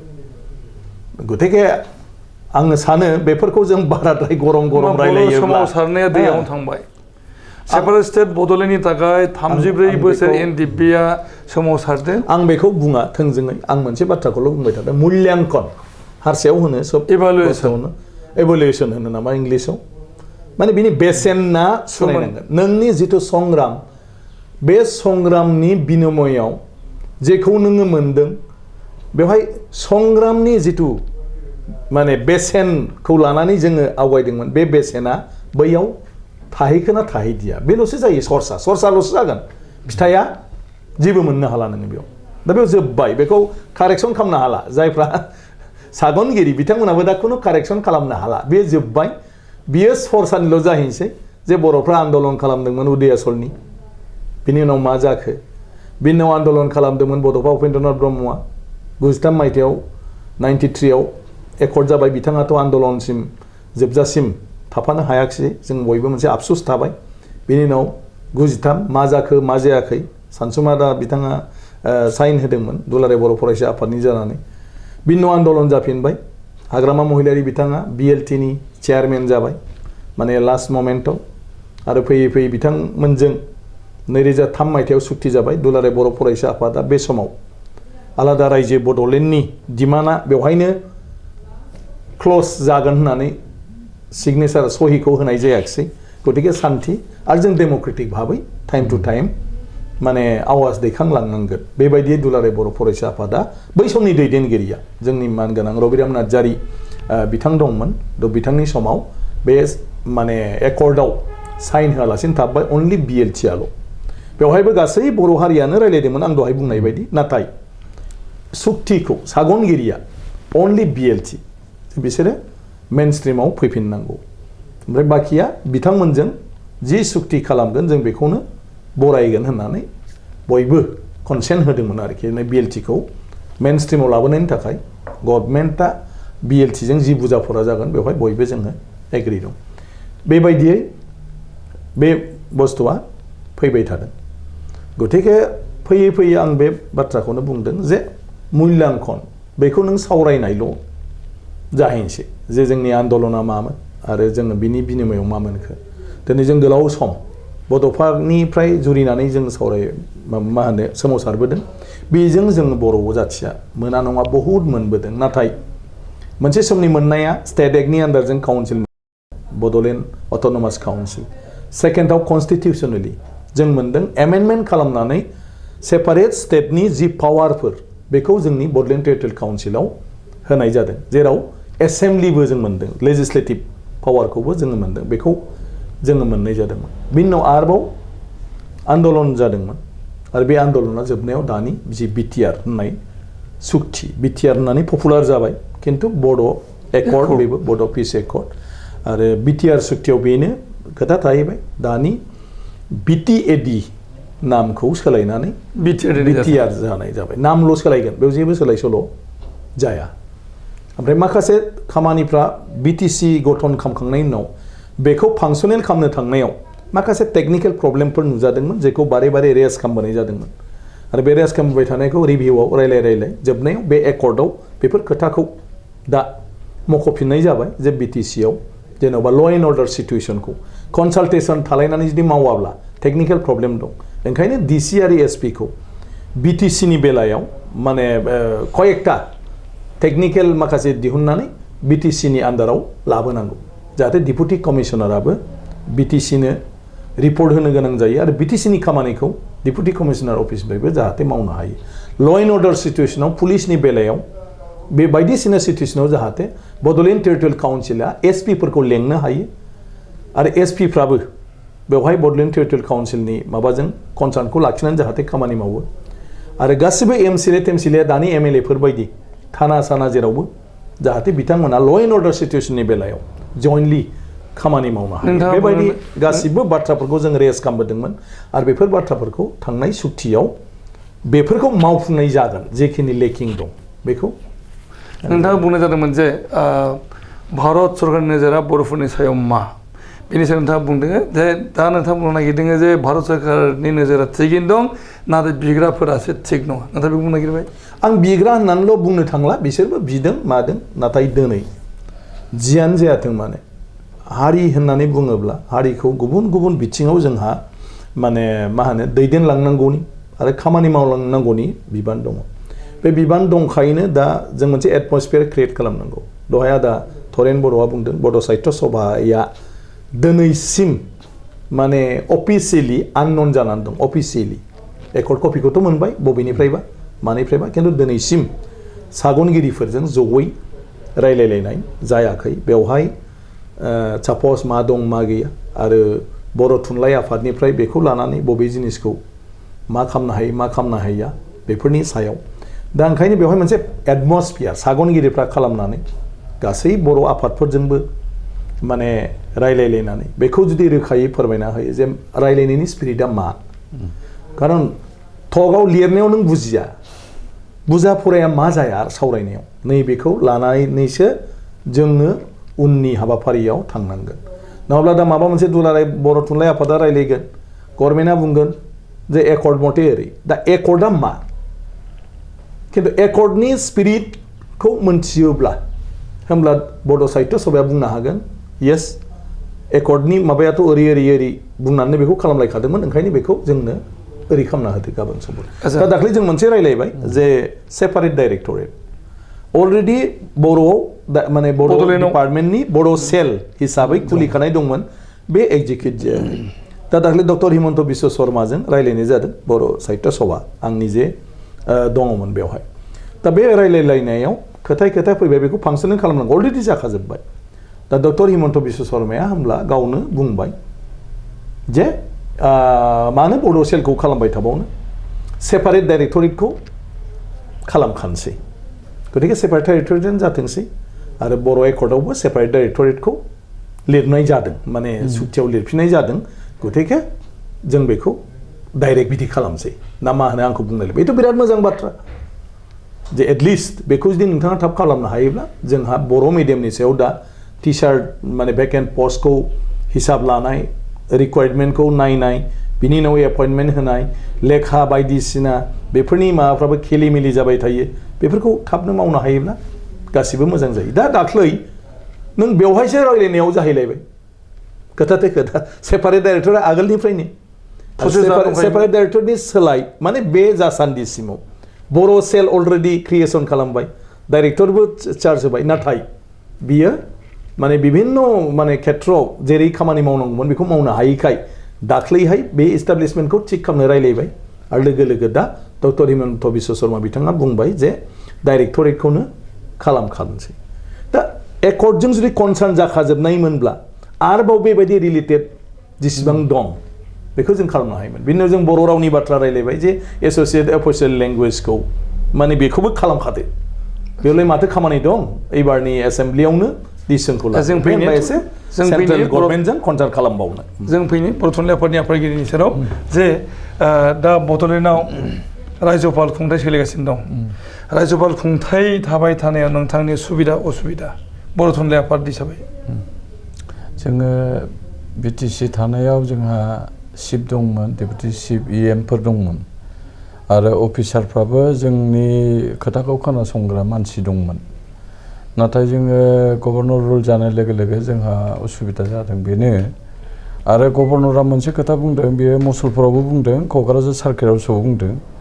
जोङो बे 6 मासाव खुनु गोदान जोङो स्किम लाया खुनु गोदान जोङो पलिसि लाया गतिके जोङो जि दङ बेखौनो जों मावफुंनो नाजागोन बेखिनिखौल' बिथाङा बुंदों बेनिखायनो जोंहा बे गभर्नर रुलनि समाव बर' थुनलाइ आफादा खामानि मावनो थाखाय जोंहा बिराद उसुबिदायाव जोङो गोलैनानै दं गतिके इलेक्टेड मेम्बार्सआ फैयागौमानि गोदान काउन्सिल दायागौमानि हयथ' जोंहा मावनो उसुबिदा जाबाय थागोन बेनिखायनो जोङो होनदोंमोन जे थाबैनो बिटिसि इलेक्सनखौ 6 मास जोबनायनि सिगाङावनो बा 6 मासनि उनावनो इमिडियेटलि बेखौ कन्डाक्ट खालामनांगौ जिहेतु मडेल कड अफ कन्डाक्टआ जिहेतु दंखायो अलरेडि माने केन्डिडेटफ्राबो गासिबो फिल्डिं जाखाजोब्बाय बेनिखायनो जोङो डिमान्ड होदोंमोन मा मोनसे लाइजाम होदोंमोन जों जे इमिडियेटलि माने ससियेल डिस्टेन्सिंखौ मेनटेन खालामनानै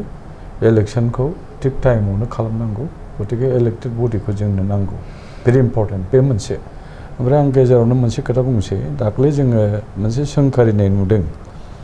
जे बर' थुनलाइ आफादा एनडिएफबिनि थाखाय मोनबो सानाखै होनदों आं नामखौ बुंला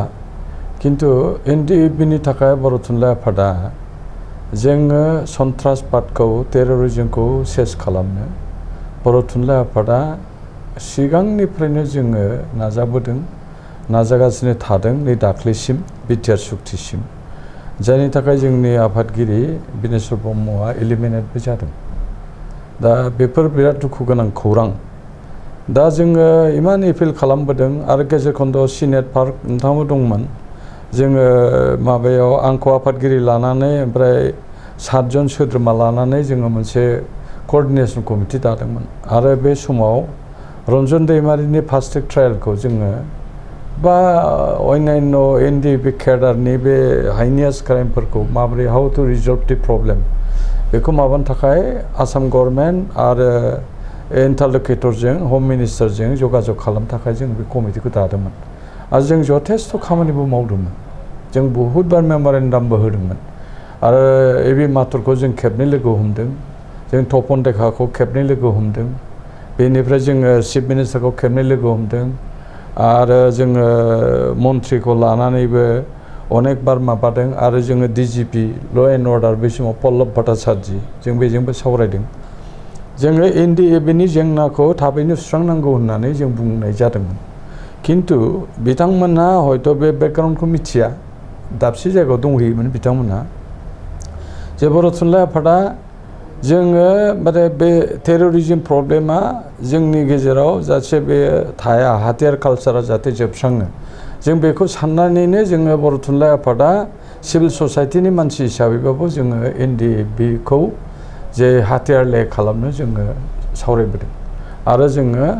इन्डिया गभर्नमेन्ट आरो आसाम गभर्नमेन्टखौ मोनसे एटमस्फियार क्रिएट खालामनोबो जोङो नाजाबोबाय थादों नोंथांमोनहा आवगायबोनांगौ होननानै मिनिस्ट्रि अफ हम एफेयार्सखौबो दा बेनिखायनो जोंखौ जेबो मावाखै जेबो सानाखै एनडिएफबिनि थाखाय होननाया बियो बारा थिग जानाय नङा खिन्थु जोङो हारिमायारि आफाद हिसाबै बर'आव जेसेबां जेंना जेंगोना दङ जोङो गासिबो सम अधिकारजों जोङो नायदों जेंना जेंगोनाथ' अनेक थागोन जोङो अनेक हारिमायारि आफादफोर दङ जों बे एलाइड अर्गानाइजेसनजोंबो जोङो सावरायो जोङो गोबां समाव नोंथांमोना नाय बे प्रमद बर'आ जेला आफादगिरि जायो जोङो बर'मायाव खेबसे सावरायनायाव जेसेबांनाखि जेंना जेंगोना दं बर' हारिनि बेखौबो जों सावरायनाय जादोंमोन ओमफ्राय आं आफादगिरि लानायनि उनावनो जोङो अदालगुरियाव मोनसे कनभेनसन लिंनाय जादोंमन बेखौ बयबो मिथियो आरो बे कनभेनसनाव गासिबो एनडिएफबिखौ लाफानानै एक्स बिएलटि गासिबो बर'नि हारिमायारि आफादा बेवहाय बाहागो लानानै मोनसे अपिनियन होदोंमोन बर' फिसा हिसाबै जों माब्रै इउनिटि एन्ड इन्टिग्रिटि मेनटेन खालामनानै जों माब्रै थांनानै थानो हागोन दिनै गुबुन हारिया नारसिनदों गुबुन हारिया जोंखौ नासयदों गतिके जोङो माब्रै मोनसे गेरेमसा बर' हारि दानानै माब्रै मास्टार रेस दानानै जों माब्रै बे मुलुग दरबाराव दावगालांनो हागोन बेखौ सावरायनोबो जादोंमोन आरो गोबां समाव जोङो एनडिएफबिजोंबो सावरायदोंमोन बेनिखायनो सोरबा केडारा जुदि मिथियाखैब्ला बिथांमोना मिथिनाया लानाया मोजां जोङो बर' थुनलाइ आफादा प्रत्येक कनफारेन्सआवनो जोङो बे टेररिस्टनि जिथु जेंना एनडिएफबिनि जेंना बेखौ जों सावरायबोखादों बेखिनिखौ आं आच्छा दानिया जों फैनि इउबिपिआव हाइनेस नन हाइनेस बेखौ सुक्तियाव लाबोनाय जादों जे एनडिएफबिनि मोनब्रै ग्रुप सागानगिरि जानानै दङ नोंथांमोनजों लोगोसे मुंसाइ होदों सुक्तियाव दा बेनि उनावबो गाहाय मुंसाइगिरि बुंनो थाङोब्ला रन्जन दैमारि जायनि थाखाय बिटिआर सुक्तिया जादों होननानै बुंनांगोन एनडिएफबिखौ मेइनस्ट्रिम लाबोनायनि मोनसेल' उद्देश्य आरो बे उद्देश्यजोंनो सुक्तिया जादोंमोन नाथाय रन्जन दैमारिया जेलाव हाबफैफिननांदों जोंनिफ्राय जों नैबेखौ लुगैगोन जे जायखिनि सागानगिरिनि सासे रन्जन दैमारि बिथांखौ दा जोबथेसालियाव जि थाफिननांनाय जोंनि लुगैनाया नैबे जे बिथाङा उदाङाव फैनो हानाय मोनसे बेबस्थाखौ सोरखारा खालामनांगौ आरो जोंनिफ्राय जों बिनि थाखाय गासैबो सागानगिरि आफादफोरजों जोङो जिरायनो खोब इस्सुक जानानै दं इउबिपिआ बे बेलायाव रायलायनो थाखाय आरोखि खिन्थु मोनसे ओरैबायदि मोनसे आबहावा दा जानानै थाबाय आसामाव जायनि थाखाय जोङो ज' जानो हायाखै आरो ज' जानो होननानै लेङोब्लाबो अबेबा आफादा फैयो अबेबा फैया आरो दा ओरैबायदि क्रिटिकेल मोनसे पर्यायसिम थांबाय जे लेंब्लानो मोनसे राजनितिक मोनसे गाब होनो नागिरनाय नैबिनि थाखाय जोङो ज' जालायनानै नैबिनि सायाव गोख्रोङै खामानि मावनो जों हायाखै आरो आच्छा जों एमपि सारनि खोथा फैबोनि हाइनेस नन हाइनेस केसखौ बेवहाय मेनसन खालामनाय जादों बिटिआर एकर्डआव आरो बिटिआरनि सासे मुंसाइगिरि एनडिएफबिनि गायसंजेन आफादगिरि रन्जन दैमारिया दा जेलाव थांफिननांदों आरो गोबां सा जेलाव दङ आरो गोबां सा केस गेलेनांगासिनो दङ बेनि उफाय ना उफाया जेबो गैया हाइनेस आरो नन हाइनेस बियो खुनु बेबायदि स्पेसिफिक केस गैया बबे हाइनेस बबे नन हाइनेस गासिबखौबो नोंखौ सासपेक्टजों सेक्सनखौ बसायनाय जायो गतिके जेब्लासिम मानसिया कनभिक्ट जाथारा होमब्लासिमथ' बेखौ दसि होननाय जाया दा मानगोनां रन्जन दैमारि बिथांखौ माने माबाया मा होनो NIA कर्टआ दा बेखौ कनभिक्ट खालामदों नाथाय बेनो फाइनेल नङा दस्रा दस्रि कर्ट आरोबाव दंबावो आरोखि दा ओंखायनो बे बेलायाव जिहेतु एकर्टआव दं जे माने जिखिनि माने केसफोर दं माने हाइनेस केसनि बादै माने बेफोरखौ उइथड्र खालामनाय जागोन गतिके जों बे केसखौ लानानै दा पाब्लिक प्रसिकिउटर गभर्नमेन्टआ एपइन्टमेन्ट होनांगौ BLT नाव जेरै खालामदों बे मथे बे केसफोरखौ लानानै जोङो जोंनि पाब्लिक प्रसिकिउटरनि दारै कर्टआव मुभ खालामगोन गतिके कर्टआसो बुंगोन बे हाइनेस ना नन हाइनेस गतिके मानगोनां रन्जन दैमारिनि सायाव जिफोर अभियोग दं बेवहाय बेसेबां एभिडेन्स दं गैया बेखौ कर्टआव लोगो लोगो मोनसिगोन आरो गभर्नमेन्टआ जेब्ला बेखौ खेमा होनायनि बाथ्रा फैबाय जिहेतु गभर्नमेन्टसो FIR माने माबा खालामग्राया एगेन्स्टआव जुजिग्राया होमब्ला डेफिनेटलि सानो गभर्नमेन्टआ जुदि बेखौ खेमा होबाय होननानै बुङो अब्ला कर्टआ बेवहाय बुंनांगौ जेबो गैला कर्टनिया मा जे नोंखौ बुंबाय थागोन खिन्थु बिपक्षआ जुदि माने इसेबां स्टेन्ड होबाय थालाब्ला होमब्ला जिहेतु नों प्रुभ होनो हायाखिसै गतिके बेखौ दखमुक्त दा रन्जन दैमारिनाबो बे जानो हायो आरो बे अलरेडि दा गभर्नमेन्टआ कमिटि मोनसे दाबाय केस उइथड्रलनि थाखाय हम डिपार्टमेन्टआव गतिके आं सानो जे थाबै जोंनि NDBनि दैदेनगिरिफ्रा जुदि बेखौ पारसु खालामोब्ला आरो फल'आप खालामलांबाय थायोब्ला मानगोनां रन्जन दैमारिया थाबैनो जामिनावबो माने गबोग्रोनायनि मोनसे राहाखौ मोनहैनो हागौ दा आं बेखौनो बुंबाय थानाया जे गासिबो बाथ्राया सोनारगोन सागनगिरिफोरनि सायाव खारन रायलायनायनि स्पिरिटआ मा बेसोमोन माने बे स्पिरिटखौ लानानैसोना जों रायलायबाय थानांगोन खारन दिनै आं बड' एकर्ड इमप्लिमेन्टेसननि बेलायाव आंनि जे मुभ खालामनांगौ माखासेखौ MPबो जानाय हिसाबै जेरै दा कार्बि आंलं आरो NC हिल्सनि रायलायनायनि जिथु स्पिरिट बै समाव जिहेतु आं निजे दंफायोमोन बेखाय ओरै बुंखानायमोन ओरै खामखानायमोन मानो बे जिनिसा दिनै उल्था माबा ओंखारबाय थाखो बे टाइपनि बुंबोनांगौ जायो ओंखायनो दिनैनि एकर्डआवबो जिखिनि बाथ्राफोर बेवहाय लिरनाय दं बे लिरनाय बाथ्राफोरखौ लानानै जेब्ला एकर्ड इमप्लिमेन्टेसननि बाथ्रा रायलायगोन होमब्ला बै रायलायनाय समनि स्पिरिटआसो फैगोन ओंखायनो एकर्ड इमप्लिमेन्टेसना थाब जानांगौ खारन फुराना अफिसारफ्रा फुराना मानसिफ्रा फुराना रायलायनायफ्रा गैया जालांजोबोब्ला होमब्ला बै एकर्डनि सायाव माने नोङो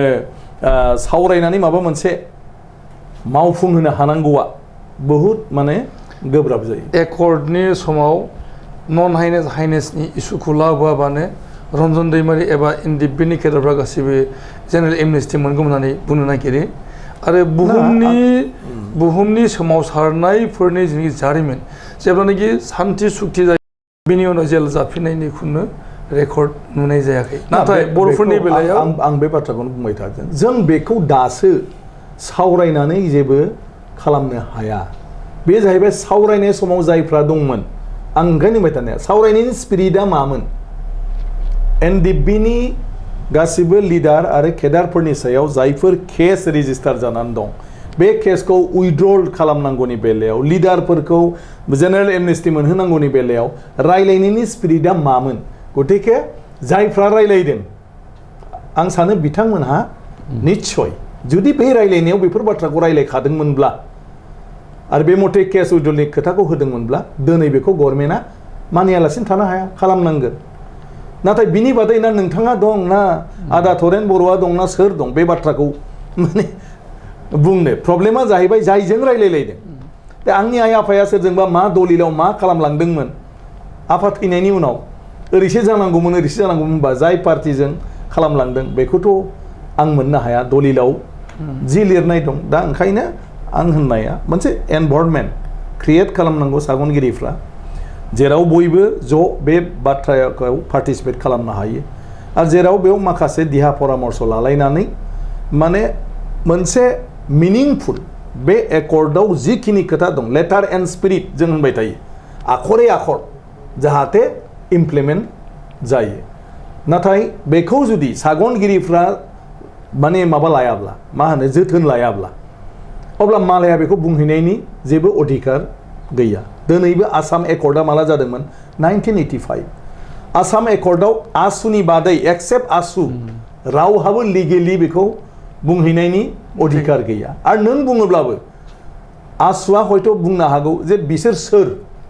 जोंनिसो सुक्ति दा दिनैबो जोंनि प्रब्लेमा बे जाहैगोन एकर्ड खालामग्राफ्रा जुदि बुङो एकर्डखौ जोंसो खालामदों बिसोर सोर बे एकर्ड इमप्लिमेन्टेशननि बेलायाव ओरै खालामनांगौ होनना बुंहैनो बहुद टेक्निकेल प्रब्लेम दं ओंखायनो जिहेतु समा नेबाय थाया जों सुक्ति खालामबाय जेला बे सुक्तिया मोजाङानो जा गाज्रियानो जा जिखिनि गाज्रि बेखौ जोंनो नांला जिखिनिया मोजां बेखौ जों थाब-थाबनो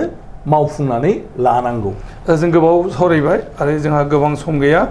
जोङो सावरायबाय थादों बड'लेण्डनि राजखान्थि बर'फोरनि थामोनथा बर' हारिनि अलखद जों